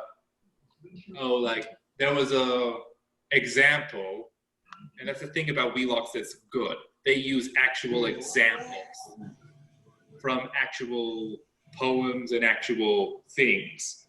One of them was a post, Toti emul esto. turns out it was a post in Kansas to tie mules to. Like that, that sort of thing. But I highly recommend Wheelocks because it forces one to actually think like a linguist. So it's like, it really brings up the notion of how do we know that Latin was pronounced this way? And how do we know how Shakespeare would have heard it in Elizabethan England? Not to mention that a lot of the reasons that we know that Shakespeare had to have taken Latin is because there's a lot of words here that one would only have heard of if one read Ovid or Juvenal or any translations of Plutarch. Yeah. Well, and then he takes the piss out of all his Latin teachers, Bernies and those people. Yeah. Because he wasn't good enough to be one of the university wits, and they. Because what did they call him? A player's heart wrapped in a poet's hide, or something like that. Yeah. They were like going, "Oh, Shakespeare's a barbarian. He's not as cool as we are." And Shakespeare was like, "Okay, love's labor's lost." Exactly. Sans, I pray you. Like, that's the best line in the play. Say, sans, I pray you. Sans, I love that. Sans nothing. Last week's Drunk Shakespeare was based on a Plutarch play. Yeah, based on the Menachmi twin, or is it the Menachmi? Yeah. Menachmi? I can't say it. I never can say it right. Menachmi, yes. Menachmi. Yes. Oh, one pair of twins? We'll do two pairs. Yeah, fuck you. Yeah, well, he's like a... Oh, by the way, I highly recommend that you look on the YouTubes for... Oh, let's see. There was a very funny university production of the Plautus Amphitryo. It was so fun. Speaking of people impersonating other people. Like that. And of course, the fun thing is that play is incomplete. So they definitely make sure that Jove gets it in the end. Like Juno is what is it? They have an ending in there that says Juno forcing him to undergo. I will undergo marriage counseling.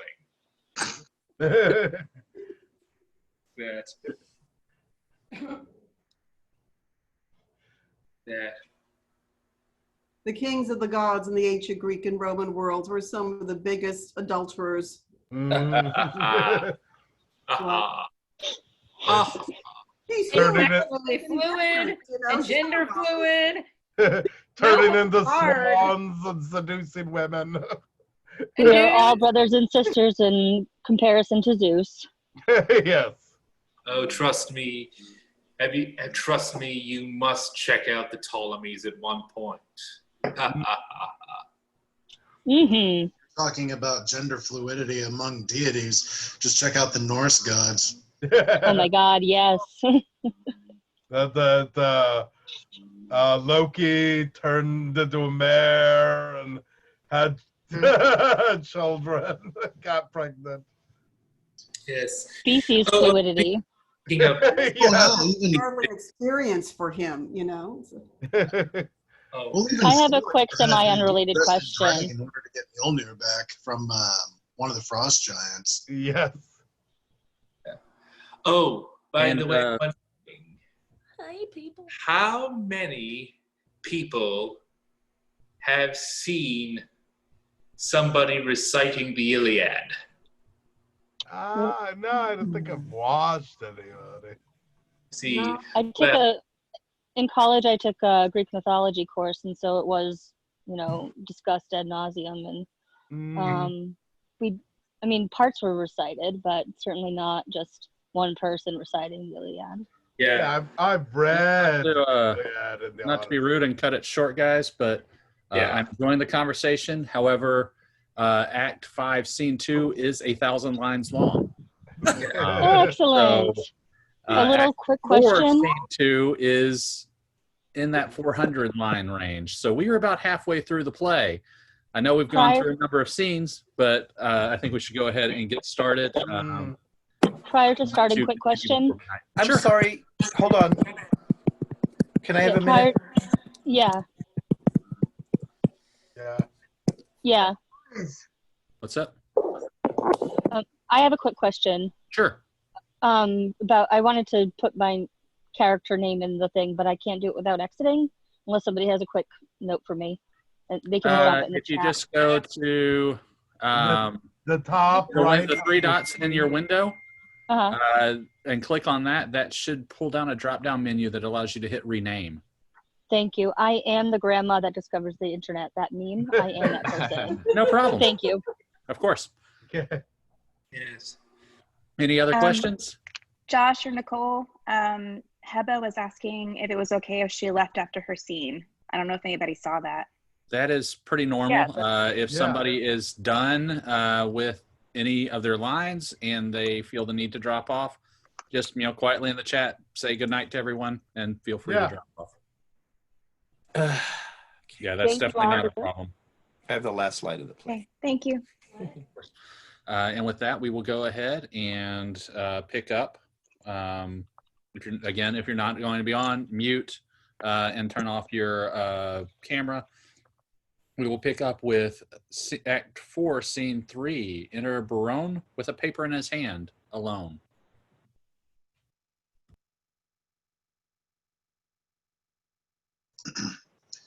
The king, he is hunting deer. I am coursing myself. I have pitched a toil. I am toiling in a pitch. Pitch that defiles. Defile! A foul word. Well, set thee down, sorrow. For so they say, the fool said, and so say I.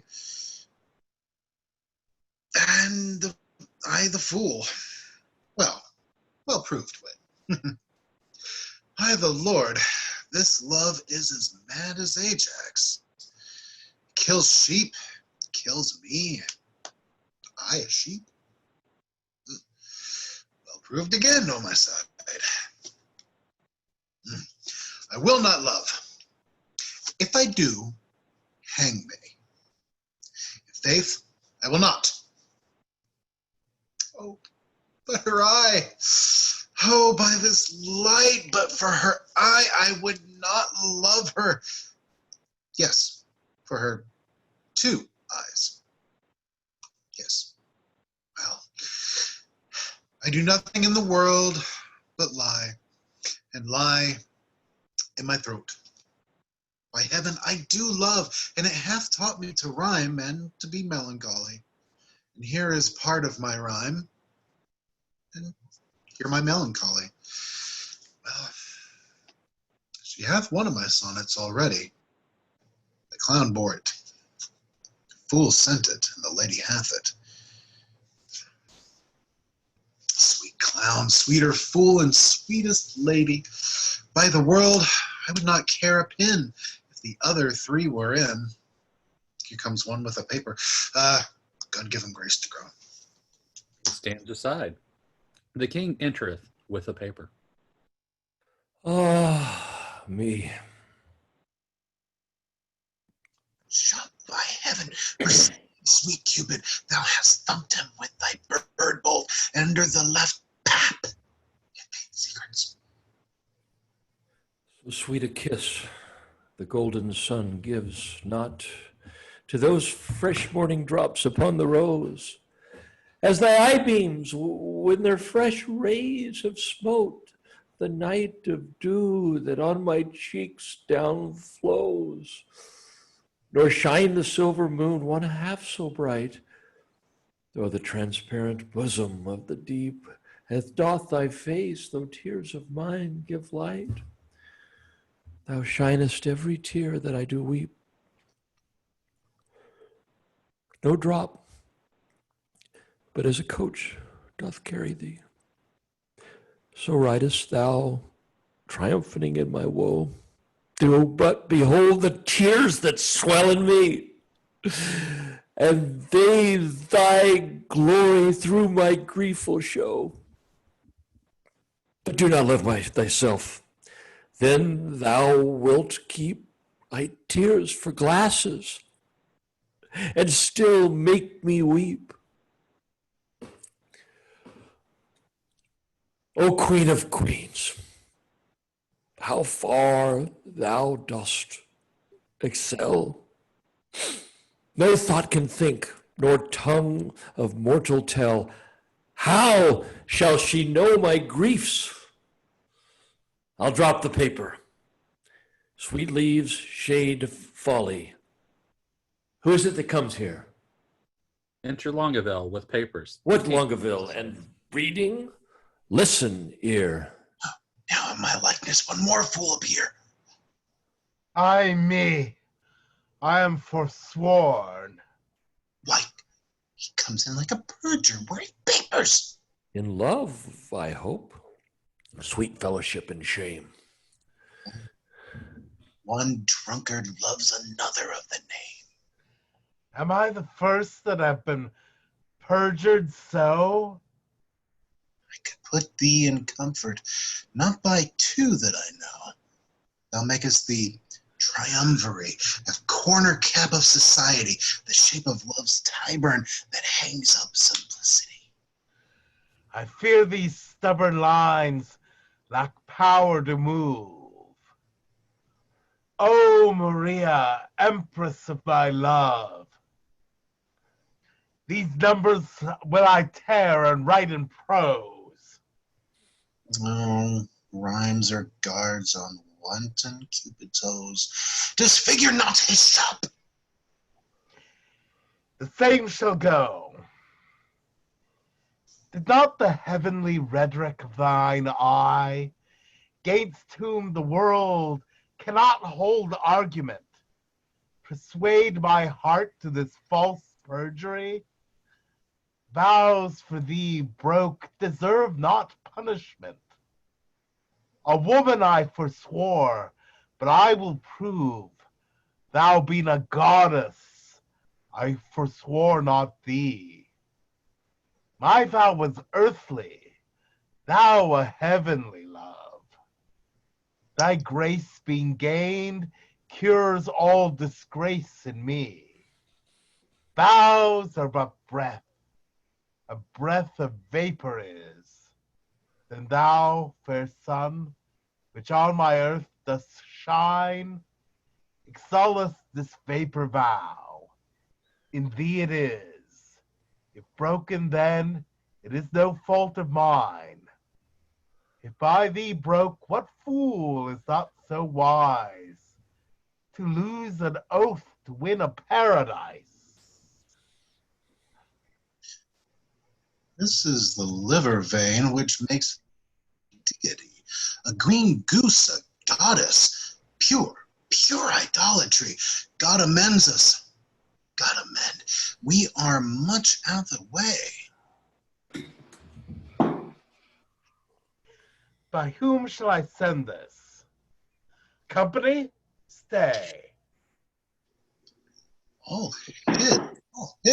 An old infant play like a demigod. Here I sit in the sky, and wretched fool secrets heedily o'er I.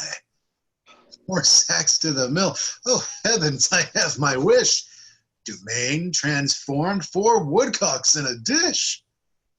Oh, most divine Kate! Oh, most profane coxcomb. By heaven, a wonder in a mortal eye. By earth she is not, corporal, there you lie. Her amber hairs, for foul hath Heba quoted. An amber-colored raven oil is well known. As upright as the cedar. Her stoop, I say, her shoulder is with child. As fair as day. Aye, some days, but then no sun must shine. Oh, that I had my wish!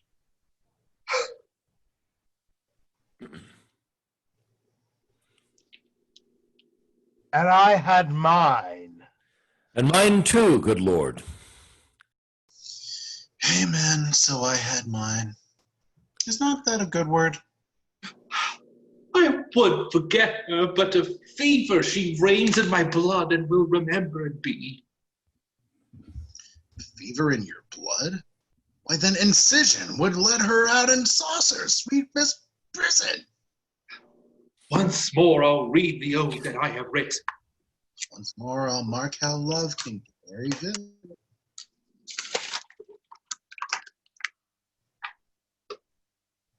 On a day, alack the day, love whose month is ever May, spied a blossom passing fair, playing in the wanton air. Through the velvet leaves, the wind, all unseen, can passage find, that the lover sick to death wished himself the heaven's breath. Ere, quoth he, thy cheeks may blow, ere, would I might triumph so, but alack, my hand is sworn ne'er to pluck thee from thy thorn. Thou, alack, for youth unmeet, youth so apt to pluck a sweet. Do not call it sin in me that I am forsworn for thee. Thou, for whom Jove would swear Juno, but an Ethiop were, and deny himself for Jove, turning mortal for thy love.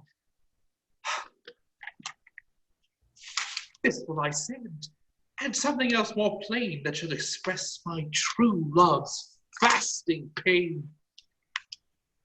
Oh, would the king, Berowne, and Longaville were lovers too!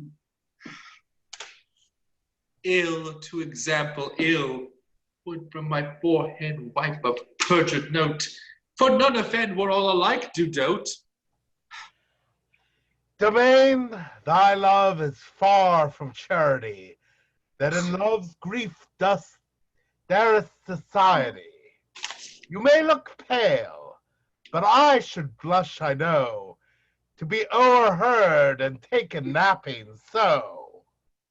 I'm sorry you blush. As his, your case is such. You chided him, offending twice as much. You do not love Maria? Longaville did never sonnet for her sake compile, nor never lay his wreathed arms athwart his loving bosom to keep down his heart? I have been closely shrouded in this bush and marked you both, and for you both did blush. I heard your guilty rhymes, observed your fashion, saw sighs reek from you, noted well your passion. Ah, me, says one. Oh, Jove, the other cries. Her hairs were gold, crystal, the other's eyes. You would for paradise break faith and troth, and Jove, for your love, would infringe an oath. What will Berowne say when that he shall hear faith infringed, which such zeal did swear? How will he scorn? How will he spend his wit? How will he triumph, leap, laugh at it? For all the wealth that I ever did see, I would not have him know so much by me. Aha! Now I step forth to whip hypocrisy. Ah, my good liege, I pray thee, pardon me. Good heart, what grace hast thou thus to reprove these worms for loving that art most in love? Your eyes do make no coaches in your tears. There is no certain princess that appears. You'll not be purged, 'tis a hateful thing. Tush, none but minstrels like of sonneting. But are you not ashamed? Nay, are you not all three of you to be thus much o'ershot? You found this his mote, the king your mote did see, but I a beam do find in each of three. What scene of foolery have I seen? Sighs and groans of sorrow and of teen. Oh me, with what strict patience have I sat to see a king transformed to a gnat. You see, great Hercules whipping a gig, and profound Solomon to tune the jig, and Nestor play at pushpin with the boys, and critic Timon laugh at idle toys. Where lies thy grief? Oh, tell me, great Dumaine. Gentle Longaville, where lies thy pain?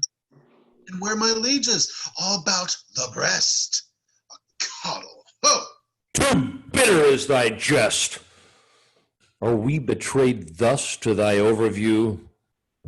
Not you, to me, but I betrayed by you. I that am honest, I that hold it sin to break the vow I am engaged in. I am betrayed by keeping company with men like you, men of inconsistency. When shall you see me write a thing in rhyme? Or groan for Joan? Or spend a minute's time in pruning me? What shall you hear that I will praise a hand, a foot, a face, an eye, a gait, a state, a brow, a breast, a waist, a leg, a limb? Enter JAQUENETTA with a paper and clown COSTARD. BEROWNE begins to exit. Soft! Whither away so fast? A true man or a thief that gallops so? I post from love. Good lover, let me go. Huh. God bless the king. What present hast thou here? Some certain treason. What makes treason here? Nay, it makes nothing, sir. If it mar nothing neither, the treason and you go in peace away together. Aye. I beseech your grace, let this letter be read. Our person misdoubts it. 'Twas treason, he said. Brown, read it over.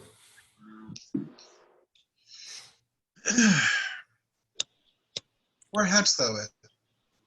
Of COSTARD. Where hast thou it? Of Don Adramade. Don Adramade. What? Easy for you to say. No, sire. How now? What is in you? Why dost thou tear it? A toy, my liege, a toy. Your grace needs not hear it. It did move him to passion, and therefore let's hear it. It is Perrault's writing, and here is his name. You horse and loggerhead, you were born to do me shame. Guilty, my lord, guilty. I confess, I confess. What? That you three fools lacked me fool to make up the mess. He, and you, my liege, and I are pick purses in love. And we deserve to die. Oh, dismiss the audience. I'll tell you more. Now the number is even. True, we are four. Will these turtles be gone? Hence, sirs, away. Walk aside the true folk and let the traitors stay. Sweet lords, sweet lovers, oh, let us embrace, as true we are as flesh and blood can be. The sea will ebb and flow, heaven show his face, your blood doth not obey an old decree. We cannot cross the cause why we were born. Therefore, of all hands we must be forsworn. What? Did these rent lines show some love of thine? Did they, quoth you, who sees the heavenly Rosalind? That like a rude and savage man of Ind, and the first opening of the gorgeous East, bows not his vassal head, and strucken blind, kisses the base ground with obedient breast. Peremptory, eagle-sighted eye dares look upon the heaven of her brow that is not blinded by her majesty. What zeal, what fury hath inspired thee now? My love, her mistress, is a gracious moon, she an attending star, scarce seen a light. My eyes are then no eyes, nor I Berowne. Oh, from my love, day would turn to night. Of all complexions, the cold sovereignty do meet at a fair in her fair cheek, where several worthies make one dignity, where nothing once that want itself doth seek. Lend me the flourish of all gentle tongues. Fie, painted rhetoric. She needs it. Things of sale, a seller's praise belongs. Yes, passes praise. Then praise too short doth blot. A withered hermit, 50 winters worn, might shake off 50 looking in her eye. Beauty doth varnish age as if newborn, and gives the crutch the cradle's infancy. Ah, 'tis the sun that maketh all things shine. By heaven, thy love is white as ivory. Is ebony like her? Oh, word divine, a wife of such wood were felicity. Oh, who can give an oath? Where is a book that I may swear beauty doth beauty lack? That she learn not of her eye to look. No face is fair that is not full so black. Oh, paradox! Black is the bedge of hell, the hue of dangerous in the school of night, and beauty's crest becomes the heavens' well. Devils soonest tempt, resembling spirits of light. Oh, if in black my lady's brows be decked, it mourns that painting and usurping her hair should ravish doters with a false aspect, and therefore born to make black fair. Favor turns the fashion of the days, for native blood is counted painting now, and therefore red, that would avoid dispraise, paints itself black to imitate her brow. To look like her, a chimney sweeper's black. And since her time, our colliers counted bright. And Ethiops of their sweet complexion crack. Dark needs no candles now, for dark is light. Nor mistresses dare never come in rain, for fear their colors should be washed away. 'Twere good yours did, sir.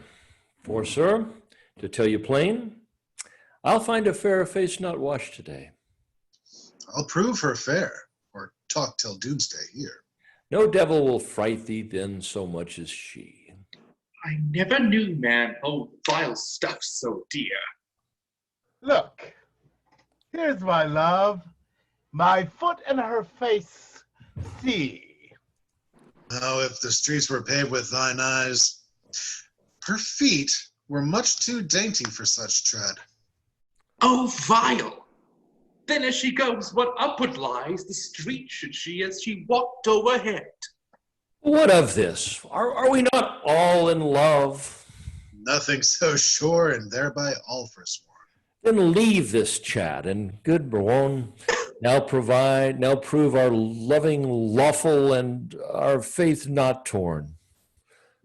Aye, marry there, some flattery for this evil. Oh, some authority, how to proceed. Some tricks, some quillets, how to cheat the devil. Some salve for perjury. Oh, 'tis more than need. Have at you then, affection's men-at-arms. Oh, we have made a vow to study, lords, and in that vow we have forsworn our books. For when would you, my liege, or you, in leaden contemplation have found out such fiery numbers as the prompting eyes of beauty's leaders and rich people? Other slow arts entirely keep the brain, and therefore, finding barren practicers, scarce show a harvest for their heavy toil. But love, first learned in ladies' eyes, live not alone immured in the brain. With the motion of all elements comes courses as swift as thought in every power, and gives to every power a double power. Above their functions and their offices, it adds a precious seam to the eye. A lover's eyes will gaze an eagle blind. A lover's ear will hear the lowest sound. When the suspicious head of theft is stopped, love's feeling is more soft and sensible than are the tender horns of cockled snails. Love's tongue proves dainty Bacchus gross in taste, for valor is not love a Hercules, still climbing trees in the Hesperides? Subtle as Sphinx, as sweet and musical as bright Apollo's lute strung with his hair. When love speaks, the voice of all the gods. Never durst poet touch a pen to write until his ink were tempered with love's skies. Then his lines would ravish savage ears and plant in tyrants mild humility. From woman's eyes, this doctrine I derive. They sparkle, still the right Promethean fire. They are the books, the arts, the academy, that show, contain, and nourish all the world. Else none at all in aught proves excellent. Then, fools, you are these women to forswear. For keeping what is sworn, you will prove fools. For wisdom's sake, a word that all men love, or for love's sake, a word that loves all men. Or for the men's sake, the authors of these women, or the women's sake, by whom men are men, let us once lose our oaths to find ourselves, or else we lose ourselves to keep our oaths. It is religion to be thus forsworn, for charity itself fulfilled the law. And who can sever love from charity? Saint Cupid then, and soldiers, to the field! Advance your standards, and upon them, lords, pell-mell, down with them. But first advised in conflict that you get the son of them. Now to plain dealing. Lay these glosses by. Shall we resolve to woo these girls of France? And win them too. Therefore let us devise some entertainment for them in their tents. First, from the park, let us conduct them thither. Then homeward, every man attach the hand of his fair mistress. In the afternoon, we will with some strange pastime solace them, such as the shortness of the time can shape, for revels, dances, masks, and merry hours forerun fair love, strewing her way with flowers. Away, away! No time shall be omitted. That will betime, and may us be fitted. Allons, allons! Stout cockle reaps no corn, and justice always whirls in equal measure. Light wenches may prove plagues to men forsworn. If so, our copper buys no better treasure. They exit. Before we start Act 5, I put a note in the text, but just to make sure everybody sees it, we need to stick to the script and pick up the pace a little based on what we just did with Act 4, Scene 2. Scene 3. Act 5, Scene 2 will by itself last a little over an hour. That would put us as finishing about 12:30. So anything we can do to speed it along would be great. With that, we will start Act 5, Scene 1. Enter Holofernes the Pendant, Nathaniel the Curate, and Dull the Constable. Satis quid sufficit. I praise God for you, sir. Your reasons at dinner have been sharp and sententious, pleasant without scurrility, witty without affection, audacious without impudency, learned without opinion, and strange without heresy. I did converse this quondam day with a companion of the king's who is in titule nominated or called Don Adriano de Armado. Novi hominem tanquam te. His humor is lofty, his discourse peremptory, his tongue filed, his eye ambitious, his gait majestical, and his general behavior vain, ridiculous, and thrustonical. He is too picked, too spruce, too affected, too odd, as if it were to peregrinate, as I may call it.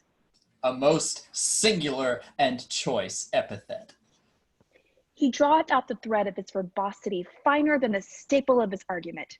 I abhor such fanatical phantasms, such insociable and point-devised companions, such rackers of orthography as to speak doubt, fine, when he should say doubt, debt when he should pronounce debt, D-E-B-T, not D-E-T.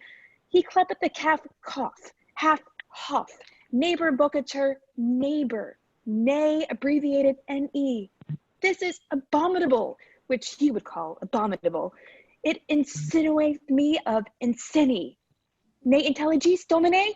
To make frantic lunatic. Laus Deo, bone intelligo. Bone? Bone for bene? Priscian a little scratched. 'Twill serve.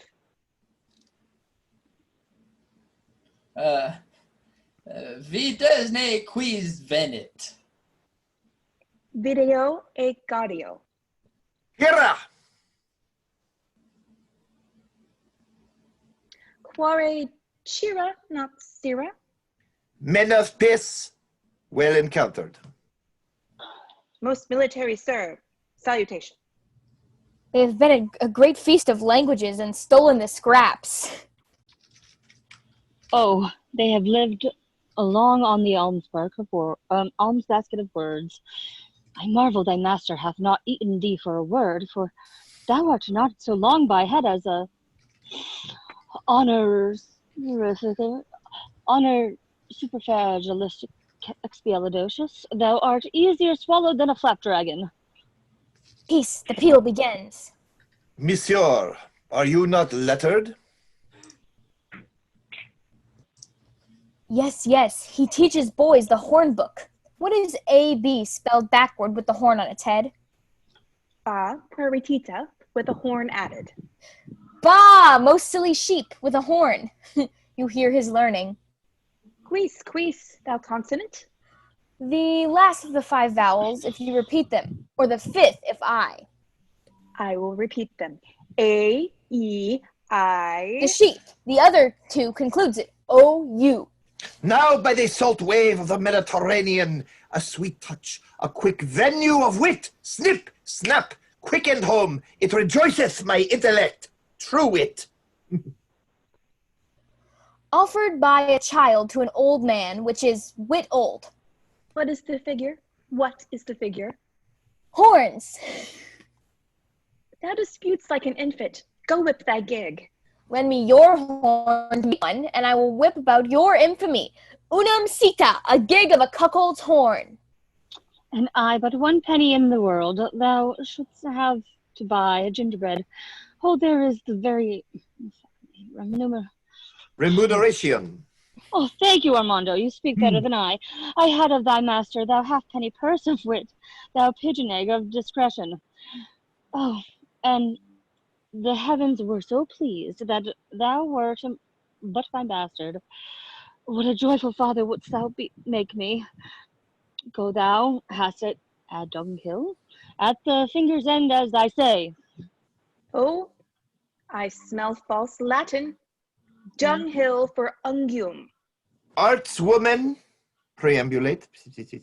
We will be sealed from the barbarous. Do you not educate youth at the charge house at the top of the mountain? Or Mons, the hill. At your sweet pleasure for the mountain.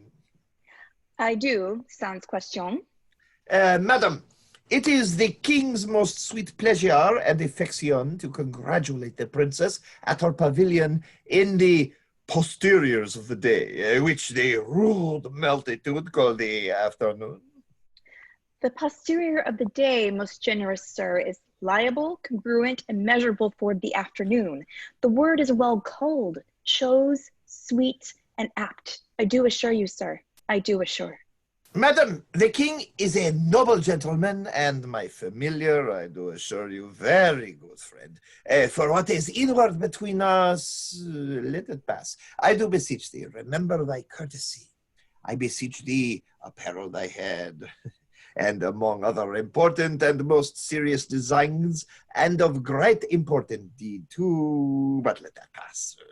For I must tell thee, it will please his grace by the world sometimes to lean upon my poor shoulder, and with his royal finger thus dally with my excrement. With my mustachio. But, sweetheart, let that pass. By the world I recount no fable, some certain special honors it pleaseth his greatness to impart to Armado, a soldier, a man of travel, that hath seen the world, but let that pass. The very all of all is, but sweetheart, I do implore secrecy, that the king would have me present the princess, sweet Chuck, with some delightful ostentation, or show, or pageant, or antique, or firework. Now, understanding that the curate and your sweet self are good at such eruptions and such breaking out of mirth, as it were, I have acquainted you with all to the end to crave your assistance. Sir, you shall present before her the 9 worthies. Sir Nathaniel, as concerning some entertainment of time, some show in the posterior of this day to be rendered by our assistants, the king's command, and this most gallant, illustrate, and learned gentleman before the princess.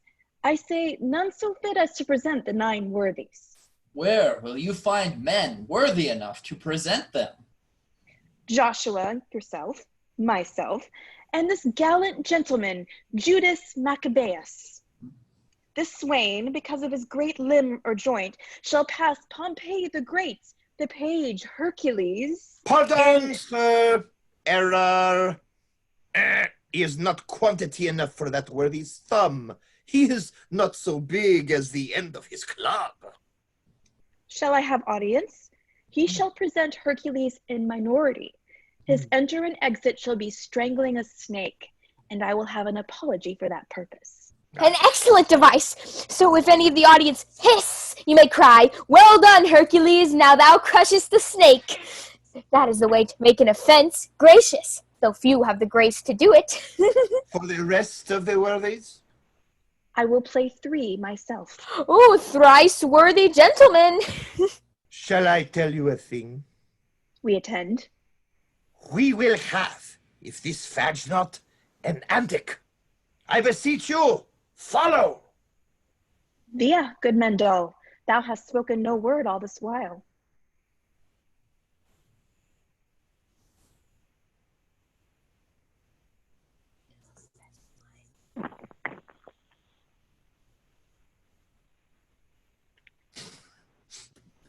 Oh, nor understood none neither, sir. Allons, we will employ thee. I'll make 1 in a dance or so, and I will play on the tabor to the worthies and let them dance the hay. Most dull, honest dull. To our sport, away.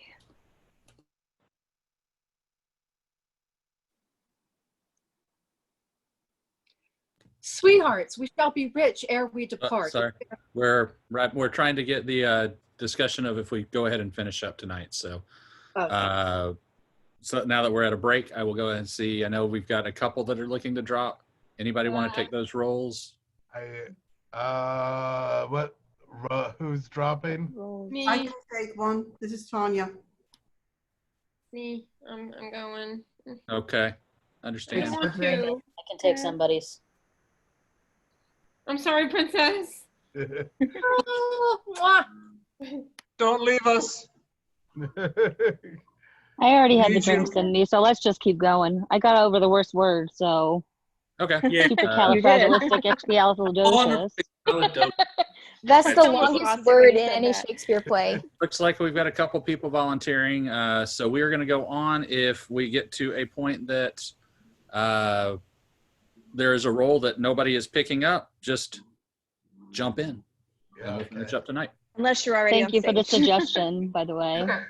I'm trying to, but I just wasn't seeing a night that it looked like we were going to get anywhere near the same cast. And, 80% was saying, let's just keep going. So we're going to do that.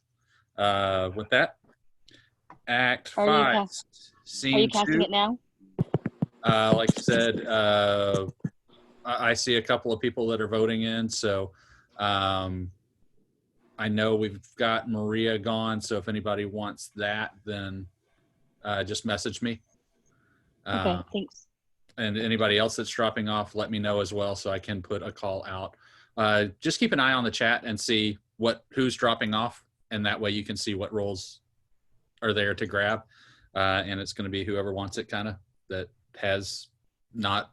I don't want anybody where it's someone talking to themselves back and forth for long periods. But other than that, if you want it, you're welcome to it.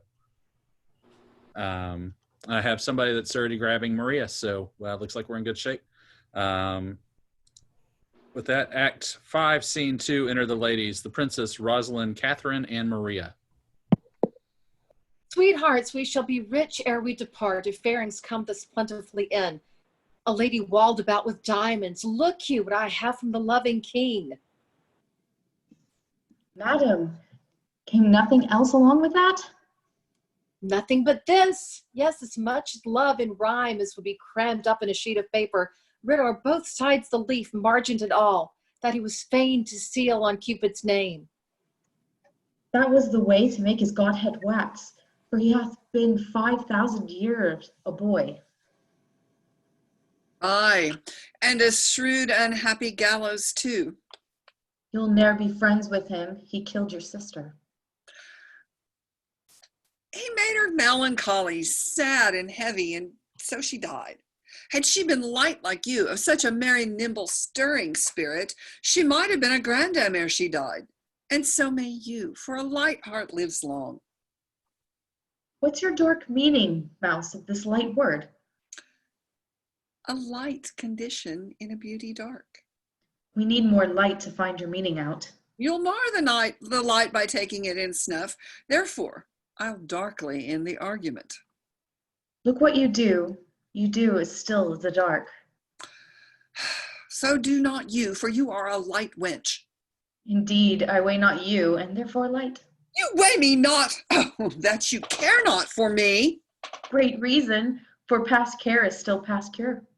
Well bandied both, a set of wit well played. But Rosalind, you have a favor too. Who sent it? What is it? I would you knew. And if my face were but as fair as yours, my favor were as great. Be witness this. Nay, I have verses too. I thank BEROWNE, the number's true, and were the numbering too, were the fairest goddess on the ground. I am compared to 20,000 fairs. Oh, he hath drawn my picture in his letter. Anything like? Much in the letters, nothing in the praise. Beauteous as ink, a good conclusion. Fair as a text be in a copybook. Where pencils, oh, let me not die your debtor. My red dominical, my golden letter. Oh, that your face were not so full of O's. A pox of that jest, and I'd be shrew all shrows. But Catherine, what was sent to you from fair DUMAINE? Madam, this glove. Did he not send you twain? Oh, yes, madam, and moreover some 1,000 verses of a faithful lover. A huge translation of hypocrisy, vilely compiled, profound simplicity. This and these pearls to me sent Longaville. The letter is too long by half a mile. I think no less. Dost thou not wish in heart the chain were longer and the letter shorter? Aye, or I would these hands might never part. We are wise girls to mock our lovers so. They are worse fools to purchase mocking so. That same Barone I'll torture ere I go. Oh, that I knew he were but in by the week. How I would make him fawn and beg and seek and wait the season and observe the times and spend his prodigal wits in my bootless rhymes and shape his service wholly to my hest and make him proud, make me proud that jests so parent-like would I o'ersway his state that he should be my fool and I his fate. None are so surely caught when they are catched as wit turned fool. Folly and wisdom hatched hath wisdom's warrant in the help of school, and wit's own grace to grace a learned fool. The blood of youth burns not with such excess as gravity's revolt to wantonness. Folly in fools bears not so strong a note as foolery in the wise, when wit doth dote, since all the power thereof it doth apply to prove by wit worth in simplicity. Enter Boyet. Here comes Boyet, and mirth is in his face. Oh, I am stabbed with laughter. Where's her grace? Thy news, Boyet? Oh, prepare, madam, prepare. Arm, wenches, arm. Encounters mounted are against your peace. Love doth approach, disguised. Armed in arguments, you'll be surprised. Muster your wits, stand in your defense, or hide your head like cowards and fly hence. Saint Dennis to Saint Cupid, what are they that charge their breath against us? Say, scout, say. Under the cool shade of a sycamore, I thought to close mine eyes some half an hour, when lo, to interrupt my purposed rest, toward that shade I might behold addressed the king and his companions. Warily I stole into a neighbor thicket by, and overheard what you shall overhear, that by and by disguised they will be here. Their herald is a pretty knavish page, that well by heart hath conned his embassage. Action and accent did they teach him there. Thus must thou speak, and thus thy body bear. And ever and anon they made a doubt, presence majestical would put him out. For, quoth the king, an angel shalt thou see, yet fear not thou, but speak audaciously. The boy replied, an angel is not evil. I should have feared her had been a devil. With that all laughed and clapped him on the shoulder, making the bold wag by the praises bolder. One rubbed his elbow thus, and fleered, and swore, a better speech was never spoke before. Another, with his finger and his thumb, cried, Via, we will do it. Come, what will come? The third, he capered and cried, all goes well. The fourth turned on the toe, and down he fell. With that, they all did tumble on the ground, with such a zealous laughter, so profound, that in the spleen ridiculous appears, to check their folly, passions, solemn tears. But what? Come they to visit us? They do, and are apparelled thus, like Muscovites or Russians, as I guess. Their purpose is to parley, to court and dance, and every one his love feat will advance, unto his several mistress, which they'll know, by favours several, which they did bestow. And will they so? The gallant shall be tasked. For ladies, we will every one be masked, and not a man of them shall have the grace, despite of suit, to see a lady's face. Hold, Rosalind, this favour thou shalt wear, and then the king will court thee for his dear. Hold, thou take this, my sweet, and give me thine, so shall Barone take for me, for Rosaline.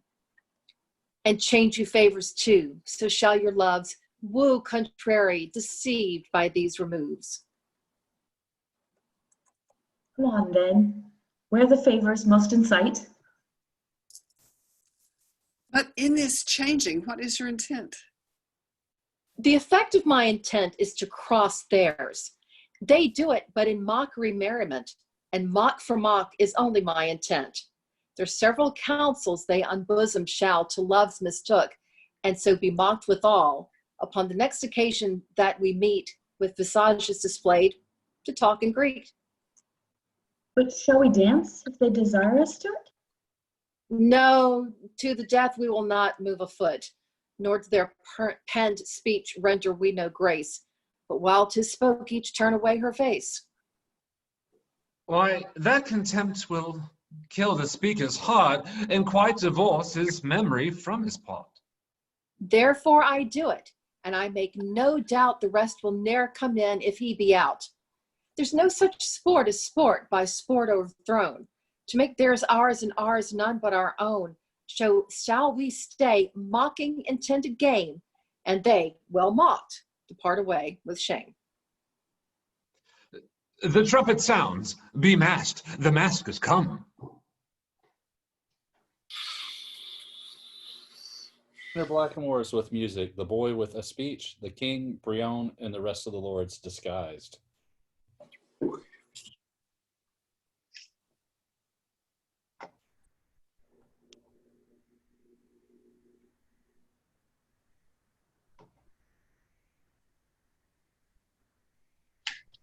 All hail the richest beauties on the earth. Beauty's no richer than rich taffeta. O holy parcel of the fairest dames that ever turned their backs to mortal views. Their eyes, villain, their eyes. That ever turned their eyes to mortal views. Oh, there we go. I'm so sorry. No problem. I was preparing for my role. True. Sorry Out about that. indeed. Out of your favors, heavenly spirits, vouchsafe not to behold.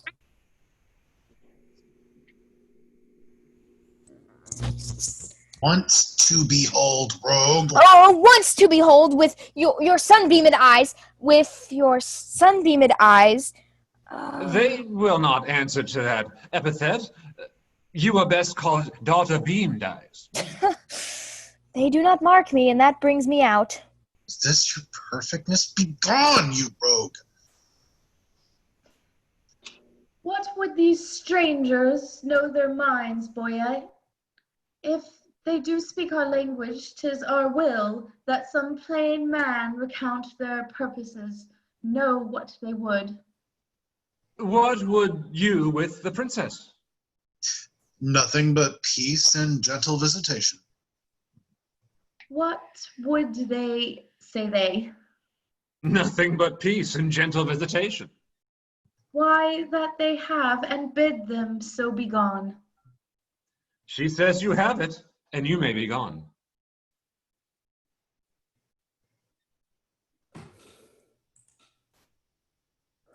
Say to her, we have measured many miles to tread a measure with her on this grass.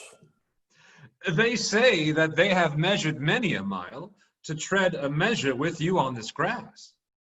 It is not so. Ask them how many inches is in 1 mile. If they have measured many, they measure then of one is easily told.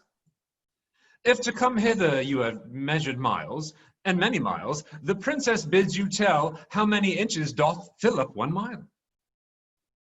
Tell her we measure them by weary steps. She hears herself. How many weary steps of many weary miles have you o'ergone, are numbered in the travel of 1 mile. We number nothing that we spend for you. Our duty is so rich, so infinite, that we may do it still without account. Vouchsafe to show the sunshine on your face, that we, like savages, may worship it. My face is but a moon, and clouded too. Blessed are clouds, to do as such clouds do.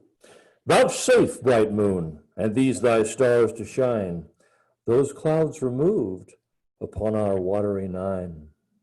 O vain petitioner, beg a greater matter. Thou now request but moonshine in the water. Then in our measure do but vouchsafe one change. Thou biddest me beg, this begging is not strange. Play music then. Nay, you must do it soon. Not yet. No dance. Thus change I like the moon. Will you not dance? How come you thus estranged? You took the moon at full. but now she's changed. Yet still she is the moon, and I the man. The music plays, vouchsafe some motion to it. Our ears vouchsafe it. But your legs should do it. Since you are strangers and come here by chance, we'll not be nice. Take hands, we will not dance. Why take we hands then? Only to part friends. Oh. Curtsy, sweethearts, and so the measure ends. More measure of this measure, be not nice. We can afford no more at such a price. Prize you yourselves, what buys your company? Your absence only. That can never be. Then cannot we be bought? And so adieu, twice to your visor and half once to you. If you deny to dance, let's hold more chat. In private then. I am pleased with that. White-handed mistress, one sweet word with thee. Honey and milk and sugar, there is 3. Nay then, 2 trays, and if you grow so nice, metheglin, wort, and malmsey, well-run dice. There's half a dozen sweets. 7 sweet, adieu. Since you can cog, I'll play no more with you. 1 word in secret? Let it not be sweet. Thou grievest my gall. Gall, bitter. Therefore meat. Will you vouchsafe with me to change the words? Name it. Fair lady. Say you so? Fair lord. Take that for your fair lady. Please it you, as much in private, and I'll bid adieu. What? Was your vizard made without a tongue? I know the reason, lady. Why you ask? Oh, for your reason. Quickly, sir, I long. You have a double tongue within your mask, and would afford my speechless vizard half. Veal, quoth the Dutchman. Is not veal a calf? A calf, fair lady? Oh no, a fair lord calf. Let's part the word. No, I'll not be your half. Take all and wean it. It may prove an ox. Look how you butt yourself in these sharp mocks. Will you give horns, chaste lady? Do not so. Then die a calf before your horns do grow. 1 word in private with you ere I die. Bleat softly then. The butcher hears you cry. The tongues of mocking wenches are as keen as is the razor's edge invisible, cutting a smaller hair than may be seen above the sense of sense so sensible. Seemeth the conference, their conceits have wings, fleeter than arrows, bullets, winds, thought swifter things. Not one more word, my maids. Break off, break off. The ladies move away from the lords. By heaven, all dry beaten with pure scoff.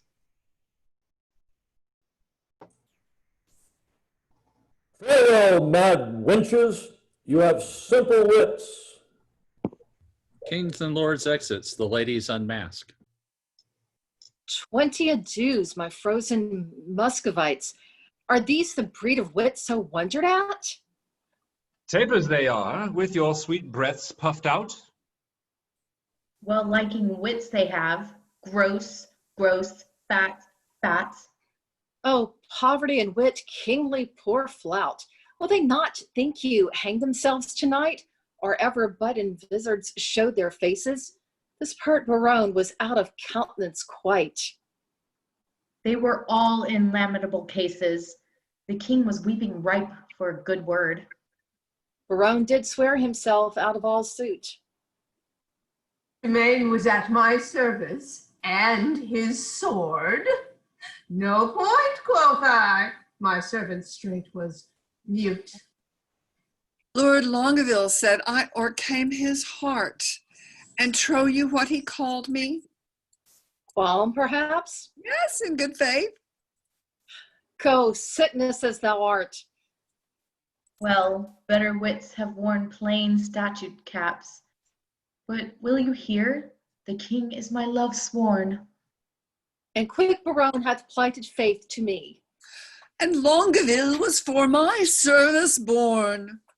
DUMAINE is mine, as sure as bark on tree. Madam and pretty mistresses, give ear. Immediately they will again be here, in their own shapes, for it can never be they will digest this harsh indignity. Will they return? They will, God knows, and leap for joy, though they are lame with blows. Therefore change favors, and when they repair, blow like sweet roses in this summer air. How blow? How blow? Speak to be understood. Fair ladies masked are roses in their bud. Dismasked, their damask sweet commixture shown, are angels veiling clouds, or roses blown. Avaunt perplexity. What shall we do if they return in their own shapes to woo? Good madam, if by me you'll be advised, let's mock them still, as well known as disguised. Let us complain to them what fools were here, disguised like Muscovites in shapeless gear, and wonder what they were, and to what end their shallow shows and prologue vilely penned, and their rough carriage so ridiculous should be presented at our tent to us. Ladies, withdraw. The gallants are at hand. Whip to our tents as roes run our land. Princess and the ladies exit. Enter the king and the rest as themselves. Fair sir, God save you. Where's the princess? Gone to her tent. Please, your majesty, command me any service to her thither? That she vouchsafe me audience for one word. I will, and so will she, I know, my lord. He exits. This fellow pecks up wit as pigeons peas, and it utters it again when God doth please. He is wit's peddler, and retails his wares at wakes and wassails, and meetings, markets, fairs, and we sell by gross, the Lord doth know. Hath not the grace to grace it with such show. This gallant pins the wenches on his sleeve. Had he been Adam, he had tempted Eve. He can carve too, and lisp. Why, this is he that kissed his hand away in courtesy. This is the ape of form, Monsieur the Nice, that when he plays at tables chives the dice. In honorable terms, nay, he can sing. Mean most meanly, and in ushering mend him who can. The ladies call him sweet. The stairs, as he treads on them, kiss his feet. This is the flower that smiles on everyone. Show his teeth as white as whale's bone, and consciences that will not die in debt, pay him the due of the honey-tongued BOYET. A blister on his sweet tongue with my heart that put Armado's page out of his part. Enter the ladies with BOYET. See where it comes. Behavior, what wert thou till this madman showed thee? And what art thou now? All hail, sweet madam, and fair time of day. Fair in all hail is foul, as I conceive. Construe my speeches better, if you may. Then wish me better. I will give you leave. We came to visit you, and purpose now to lead you to our court. Vouchsafe it then. This field shall hold me, and so hold your vow. Nor God nor I delights in perjured men. Rebuke me not for that which you provoke. The virtue of your eye must break my oath. You nickname virtue vice who should have spoke. for virtue's office never breaks men's troth.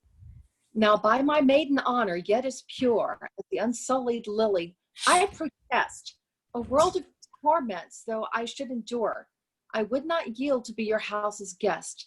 So much I hate a breaking cause to be heavenly oaths vowed with integrity.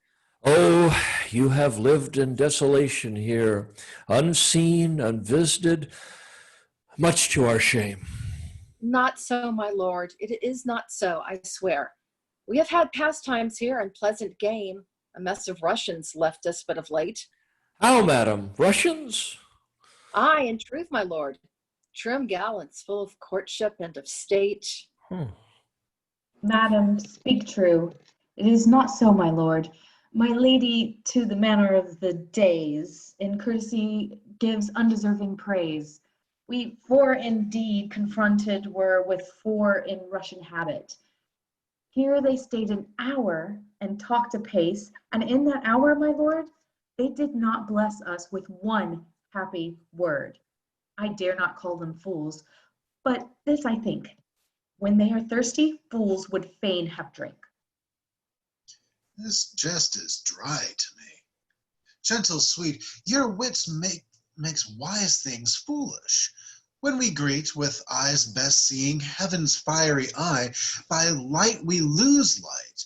Your capacity is of that nature that your huge store wise seems foolish and rich things but poor. This proves you wise and rich, for in my eye. I am a fool and full of poverty. But that you take what doth to you belong, it were a fault to snatch words from my tongue. Oh, I am yours and all that I possess. All the fool mine? I cannot give you less. Which of the vizards was it that you wore? Where? When? What vizard? Why demand you this? There, then, that vizard, that superfluous case that hid the worse and showed the better face?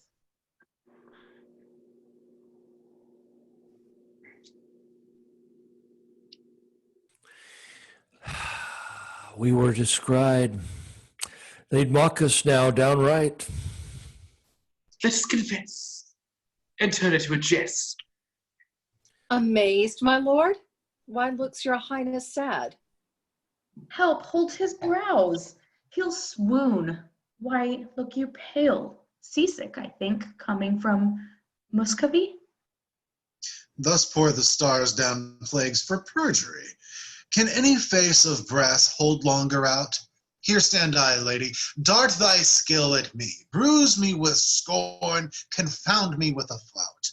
Thrust thy sharp wit quite through my ignorance. Cut me to pieces with thy keen conceit, and I will wish thee nevermore to dance, nor nevermore in Russian habit wait. Oh, never will I trust to speeches penned, nor to the motion of a schoolboy's tongue, nor never come in vizard to my friend, nor woo in rhyme like a blind harper's song. Taffeta phrases, silken terms precise, three-piled hyperboles, spruce affection, figures pedantical.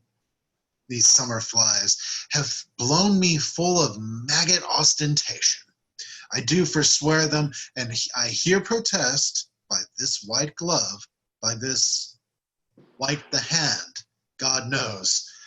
Henceforth my wooing mind shall be expressed in russet yeas and honest cursey noes.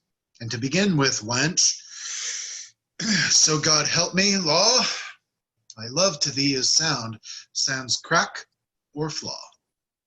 Sans, I pray you. Yet I have a trick of the old rage.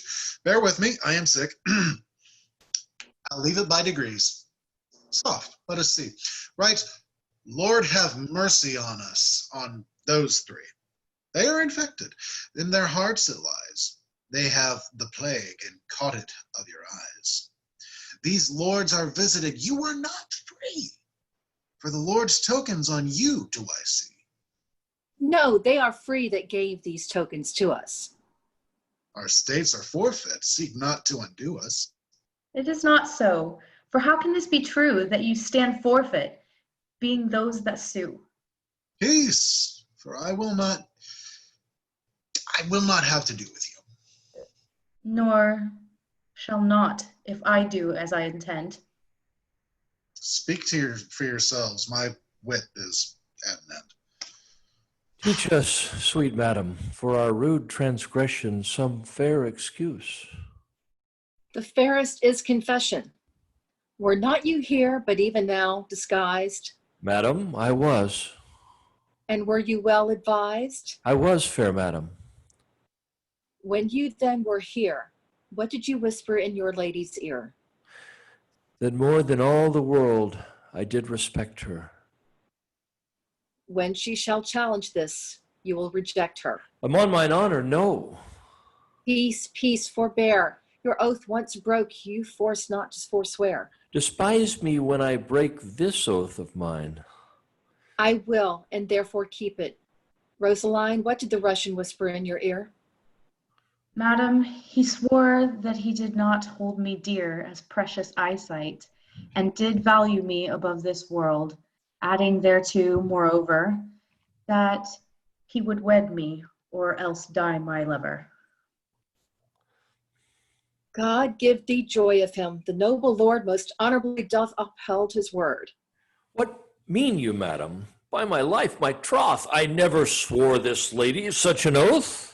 By heaven you did, and to confirm it plain, you gave me this. But take it, sir, again. My faith and this princess I did give. I knew her by this jewel on her sleeve. Pardon me, sir, this jewel did she wear? And Lord Barone, I thank him, is my dear. What will you have me or your pearl again? Neither of either. I remit both twain. I see the trick on it. Here was a consent, knowing aforehand of our merriment, to dash it like a Christmas comedy, some Carey tale, some please man, some slight zany, some mumble news, some treasure night, some dick smiles his cheek in years and knows the trick to make my lady laugh when she is disposed to told our intents before, which once disclosed, the ladies did change favors, and then we, following the signs, wooed but the sign of she. Now to our perjury, to add more terror, we are again for will and error. Much upon is, and might not you forestall our sport to make us thus untrue? Do not you know my lady's foot by the squire, and laugh upon the apple of her eye? And between her back, sir, and the fire, holding a trencher barely, you put our page out. Go, you are allowed. Die when you will, a smock shall be your shroud. You leer upon me, do you? There's an eye wounds like a little. Full merrily hath this brave manage this career been run. Lo, he is tilting straight. Peace! They're done. Enter clown, COSTARD. Welcome, pure wit, thou partest a fair fray. Oh Lord, sir, they would know whether the three worthy shall come in our or no. What, are three but three? No, sir, but it is verifying. For every 1% thee, 3. And 3 times thrice is 9. Sure. No, not so, sir. Under correction, sir. I hope it is not so. You cannot beg us, sir. I can assure you, sir. We know what we know. I hope, sir, 3 times thrice, sir. Is not 9. Under correction, sir. We know where until it doth not. By Jove, I always took 3 times 3 threes for 9. Oh, Lord, sir, it were pity you should get your living by reckoning, sir. How much is it? Oh, Lord, sir, the parties themselves, the actors, sir, will show whereuntil it doth amount. For mine own part, I am, as they say, but to perfect one man in one poor man, Pompeian the Great, sir. Art thou one of the worthies? It is pleased them to think me worthy of Pompey the Great. For my own part, I know not the degree of the worthy, but I am to stand for him. Go bid them prepare. We will turn it finely off, sir. We will take some care. Exeunt.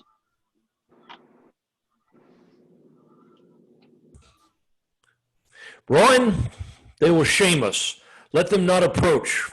We are shame-proof, my lord, and 'tis some policy to have one show worse than the king's and his company. I say they shall not come. Nay, my good lord, let me o'errule you now, that sport best pleases that doth least know how. For zeal strives to content, and the content dies in the zeal of that which it presents. Their form confounded makes most form and mirth, when great things laboring perish in their birth. The right description of our sport, my lord. Enter Braggart, Armando.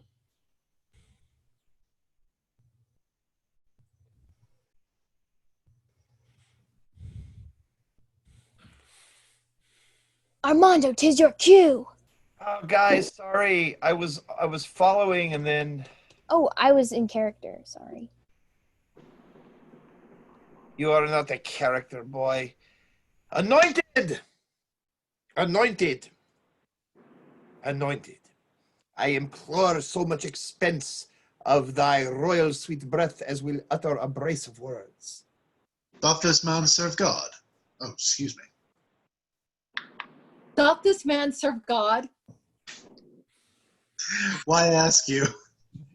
He speaks not like a man of God is making. Gender is a construct, Baron. That is all one, my fair sweet honey monarch. For I protest the schoolmaster is exceedingly fantastical. Too vain, too vain. But we will put it, as they say, to Fortuna de la Guerrera. I wish you the peace of mind, most royal couplement. He exits. Here is like to be a good presence of worthies. He presents Hector of Troy, the swain Pompey the Great, the parish curate Alexander, Armando's page Hercules, the pedant Judas Maccabeus. And if these four worthies in their first show thrive, these four will change habits and present the other five. There is 5 in the first show. You're deceived, 'tis not so. The pedant, the braggart, the hedge priest, the fool, and the boy. 8 throw at novum, and the whole world again cannot pick out 5 such. Take each one in his vein. The ship is under sail, and here she comes amain. Enter COSTARD as Pompey. I, Pompey, am. You lie, you are not he. I, Pompey, am. With leopard's head on knee. Well said, old marker. I must needs be friends with thee. I, Pompey, am. Pompey, surnamed the Big. The Great! It is great, sir. Pompey, surnamed the Great, that oft in field with charge and shield did make my foe to sweat. And traveling along this coast, I here am come by chance.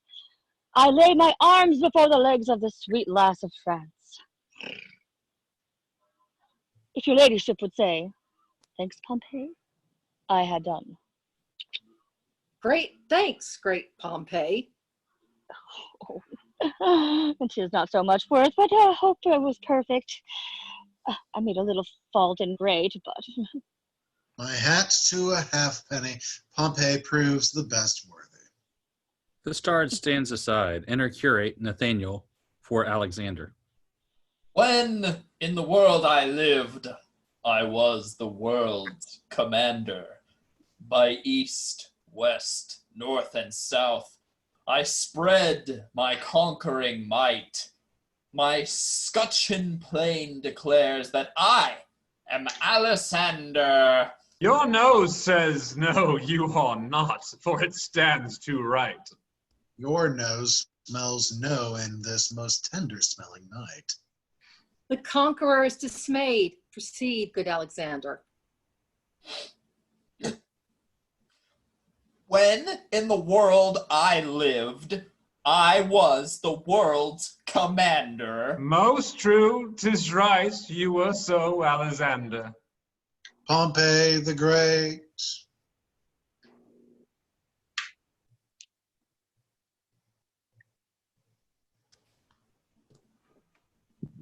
Sorry, sir. I had this highlighted, sir, but I forgot my words, sir.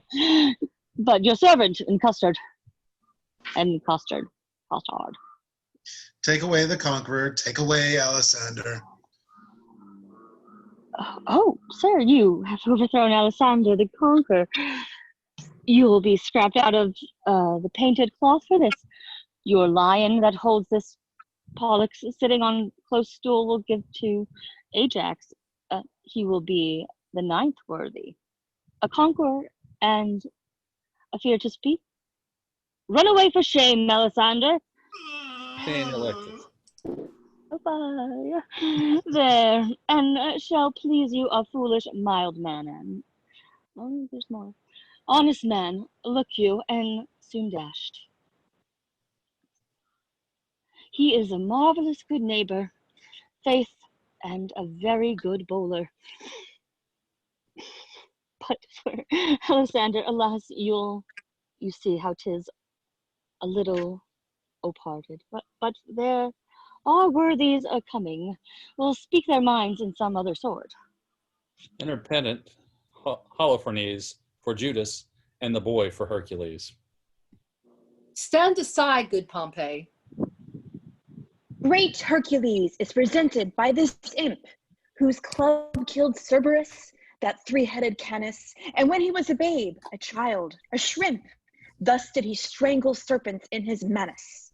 Quoniam he seemeth in minority, ergo I come with this apology. Keep some state in thy exit and vanish.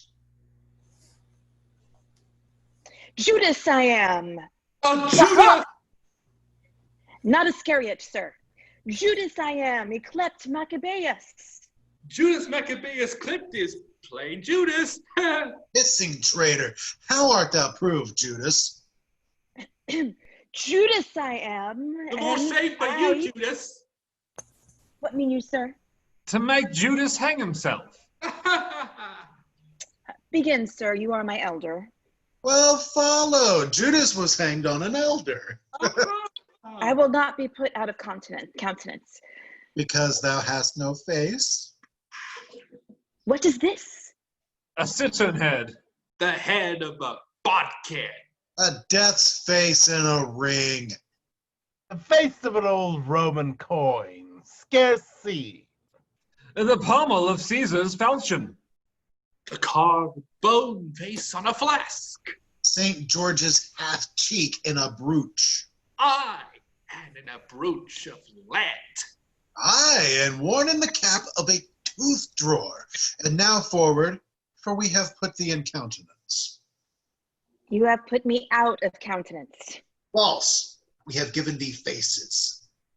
But you have outfaced them all. And thou wert a lion, we would do so. Therefore, as he is an ass, let him go. And so, adieu, sweet Jude. Nay, why dost thou stay? For the latter end of his name. For the ass to the Jude? Give it him, Jude ass, away. This is not generous, not gentle, not humble. A light for Monsieur Judas. It grows dark, he may stumble. Alas, poor Maccabeus, how hath he been baited? Enter Braggart, Armando as Hector. Hide thy head, Achilles. Here comes Hector in arms. Though my mots come home by me, I will now be merry.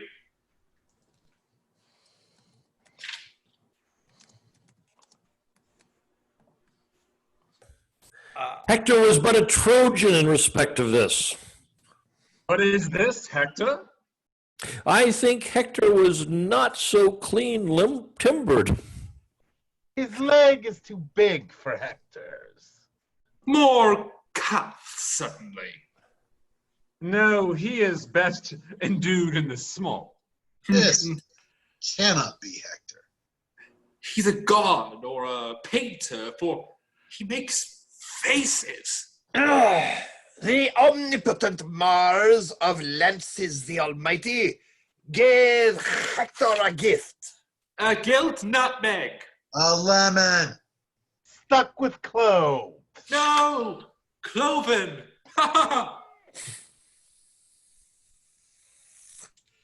The omnipotent Mars of Lances the Almighty gave Hector a gift, the heir of Ilion, a man so breathed that certain he would fight, yea, from morn till night out of his pavilion. I am that flower. That mint. That Columbine. Sweet, sweet Longaville, rein in thy tongue. I must rather give it the rein, for it runs against Hector. Aye, and Hector's a greyhound.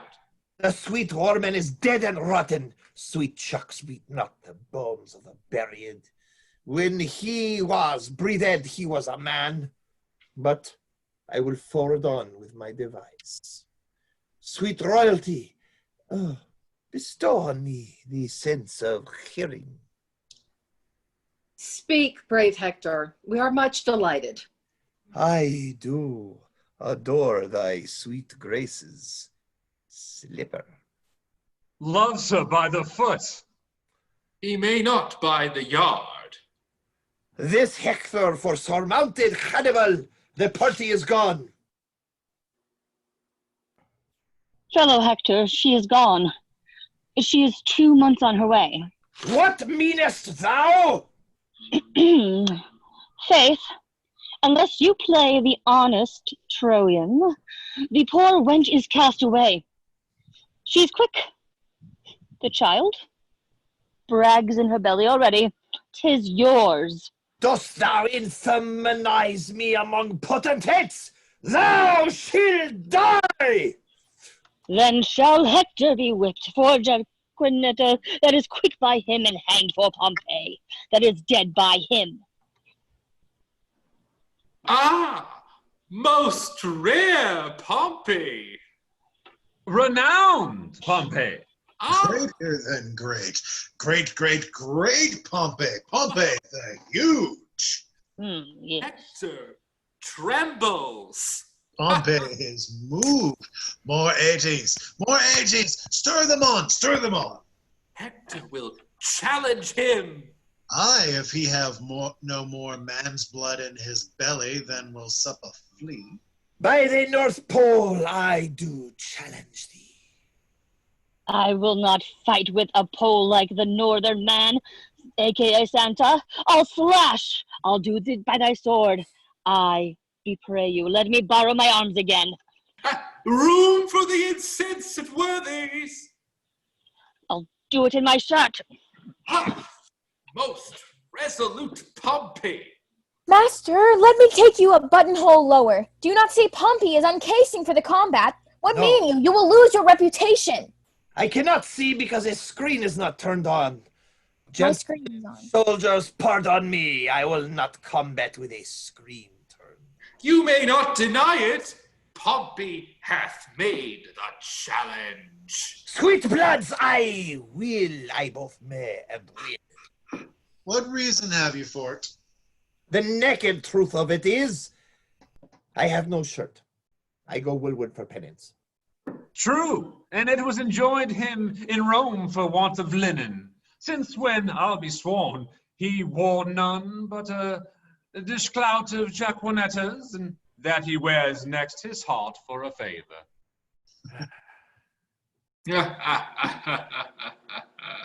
Oh, God save you, madam. Welcome, Marcade, that thou interruptest our merriment. I'm sorry, madam, for the news I bring is heavy in my tongue.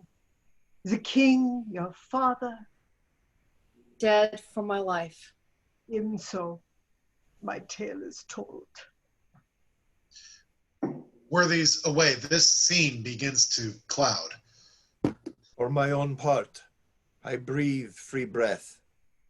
I have seen the day of wrong through the little hole of discretion, and I will right myself like a soldier. How fares your majesty? BOYET, prepare. I will away tonight. Madam, not so. I do beseech you stay. Prepare, I say. I thank you, gracious lords, for all your fair endeavors, and entreat out of a new sad soul that you vouchsafe in your rich wisdom to excuse or hide the liberal opposition of our spirits. If over boldly we have borne ourselves in the converse of breath, your gentleness was guilty of it. Farewell, worthy lord. A heavy heart bears not a humble tongue. Excuse me so, coming too short of thanks, for my great suit is so easily obtained.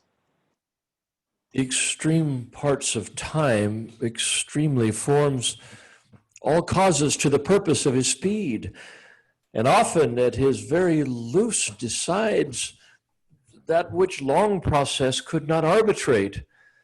And though the morning brow of progeny forbid the smiling courtesy of love, the holy suit which feigned it would convince, yet since love's argument was first on foot, let not the cloud of sorrow jostle it from what it purposed, since to wail friends lost is not by much so wholesome and profitable as to rejoice at friends but newly found.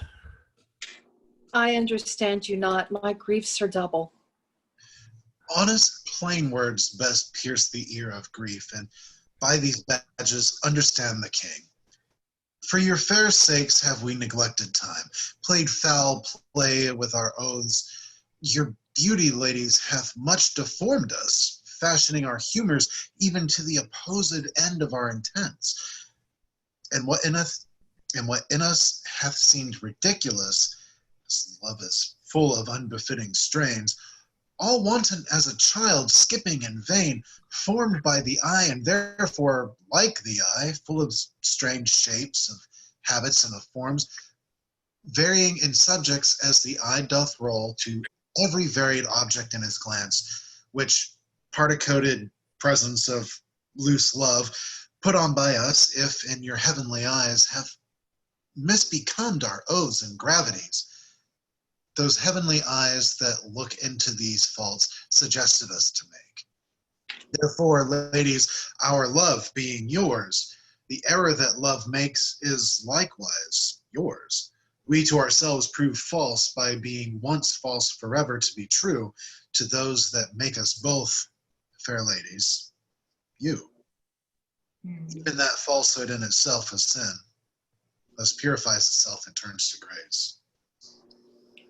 We have received your letters full of love, your favors, the ambassadors of love, and in our maiden council rated them at courtship, pleasant jest and courtesy, as bombast and as lining to the time. But more devout than this in our respects have we not been, and therefore met your loves in their own fashion like a merriment. Our letters, madam, showed much more than jest. So did our looks. We did not quote them so.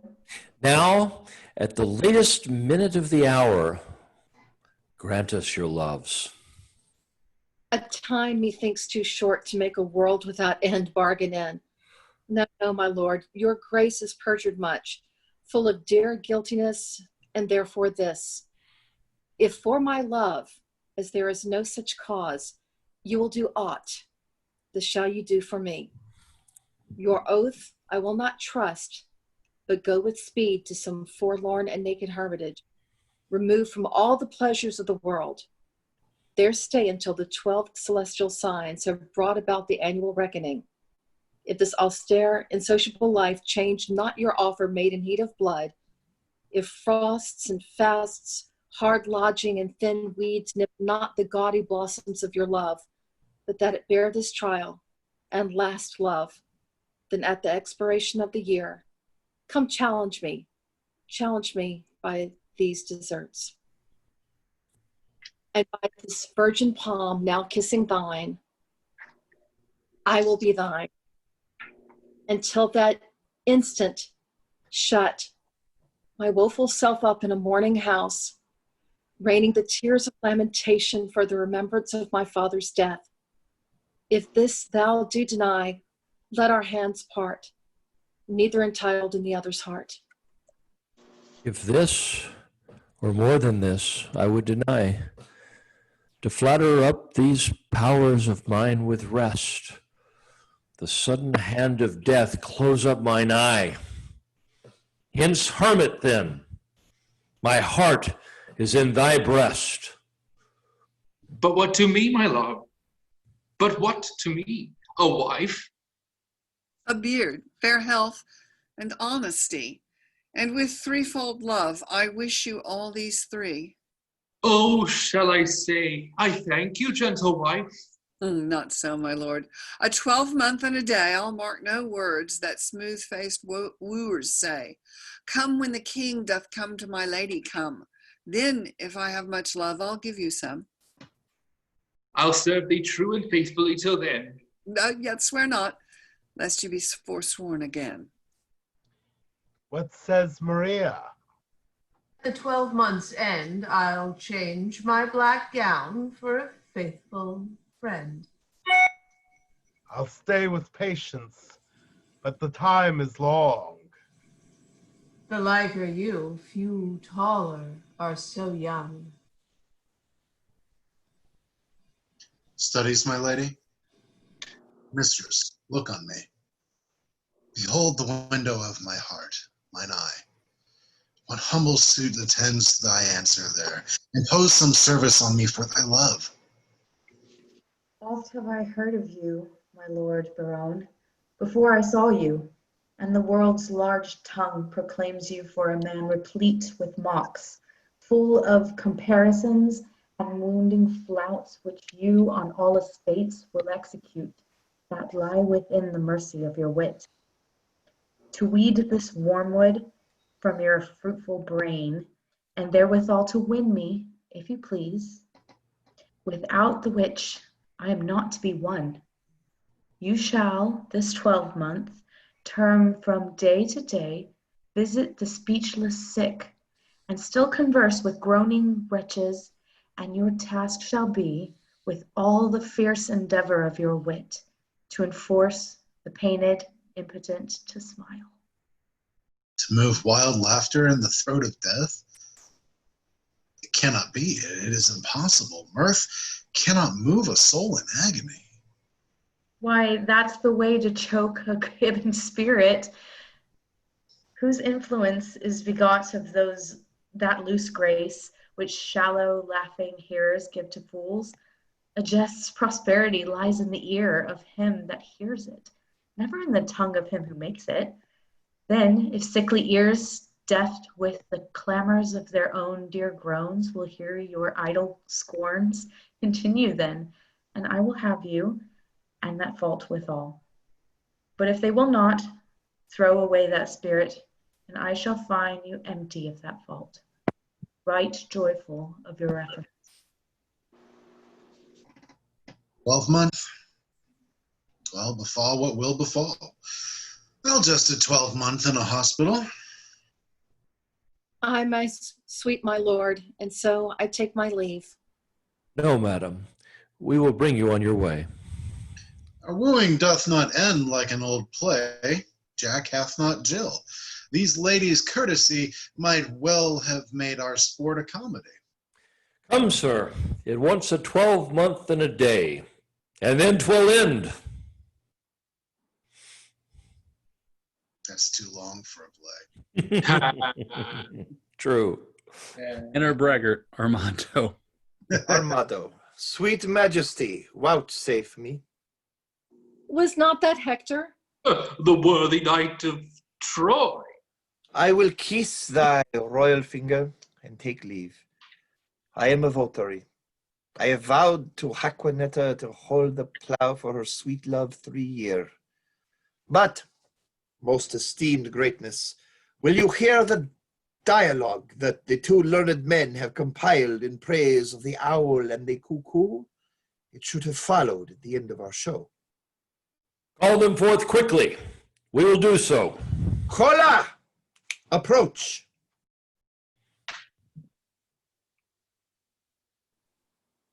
This side is Chaim's winter, this there, this spring.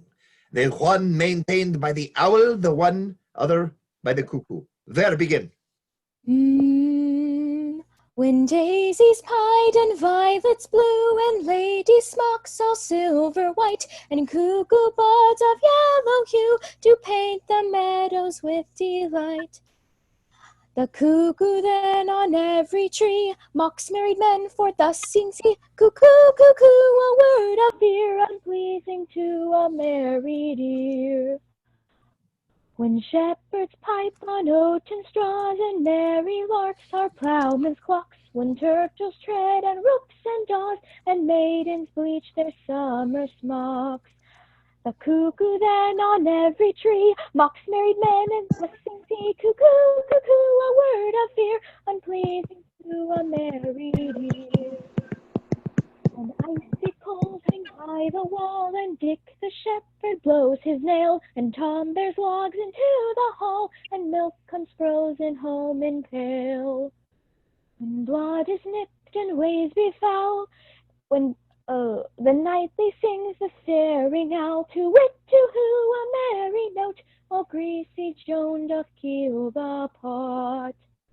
When all aloud the wind doth blow, and coughing drowns the parson's saw, and birds sit brooding in the snow, and Marian's nose looks red and raw. When roasted crabs hiss in the bowl, then nightly sings the staring owl, to wit to who a merry note, while greasy Joan doth keel the pot. Of Mercury. The words of Mercury are harsh after the songs of Apollo. You this way, we that way. They all exit. End of show. We did it. We beat midnight. We did beat midnight. So congratulations. Oh my goodness. Black and blue. Kudos. Good job, everybody. I would like to say something before we part, if I could. I appreciate, and this is not the Scotch talking, I assure you.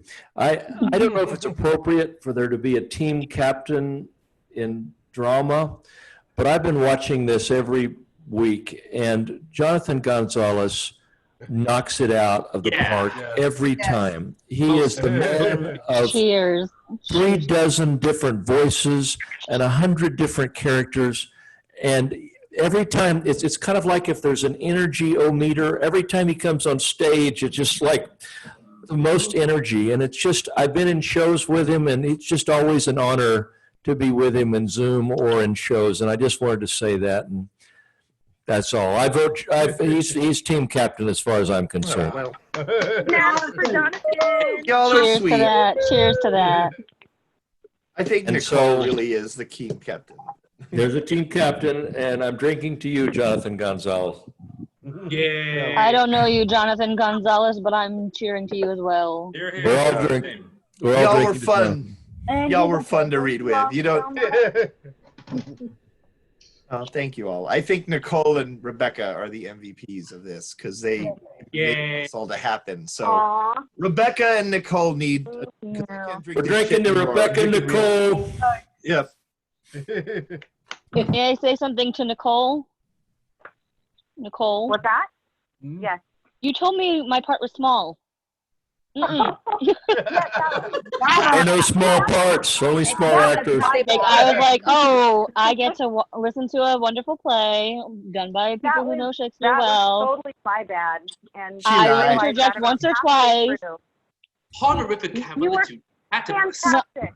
Megan, thank you so much. You were fantastic. Not only was it not a small part, I had the longest fucking word in the whole fucking show. Longest word in any Shakespeare play. Actually, like, all 37 of his plays, What's that's the the word? longest word. Yeah. What's the word? I have no idea. Honorificatinitatubalus. Happy cheers to Don Armando for suggesting. Honorifically. Honorificatinitatubalus. Yeah. Honorificatinitatubalus. Yeah. It was one of y'all who suggested me alternate it with frickin' supercalifragilistic. That's so funny. Was it Don Armando? He was like, why don't you say this instead? I'm like, yes. Promise they don't say that word in Ponca City, Oklahoma. This was your accidental trial by fire, I think. So totally my bad. I'll come back if y'all have me. That was a smaller role, and absolutely, you must come back. I had fun. I hope I didn't, mess up. I'm still awake. Sorry, Billy. Sorry, Billy. Everyone was great. Thank y'all again. Yeah. Yeah. So much fun. Just like, And don't much worry fun, about guys. if you messed up. That's what this is all about, just having fun. None of Exactly. us are Absolutely. except Well, y'all, got me because I thought I was like at the Globe with your accents and stuff, your intonations. Really, I'm not a Shakespearean actor. Like, I like to act, but I'm Shakespeare. You are now. You are now. That's right. Too late. Oh Right. my God. the same way. One I better of see these Well, readings thank on you. everyone's resumes. And yes, that was the bottom mass that didn't make it in time for midsummer.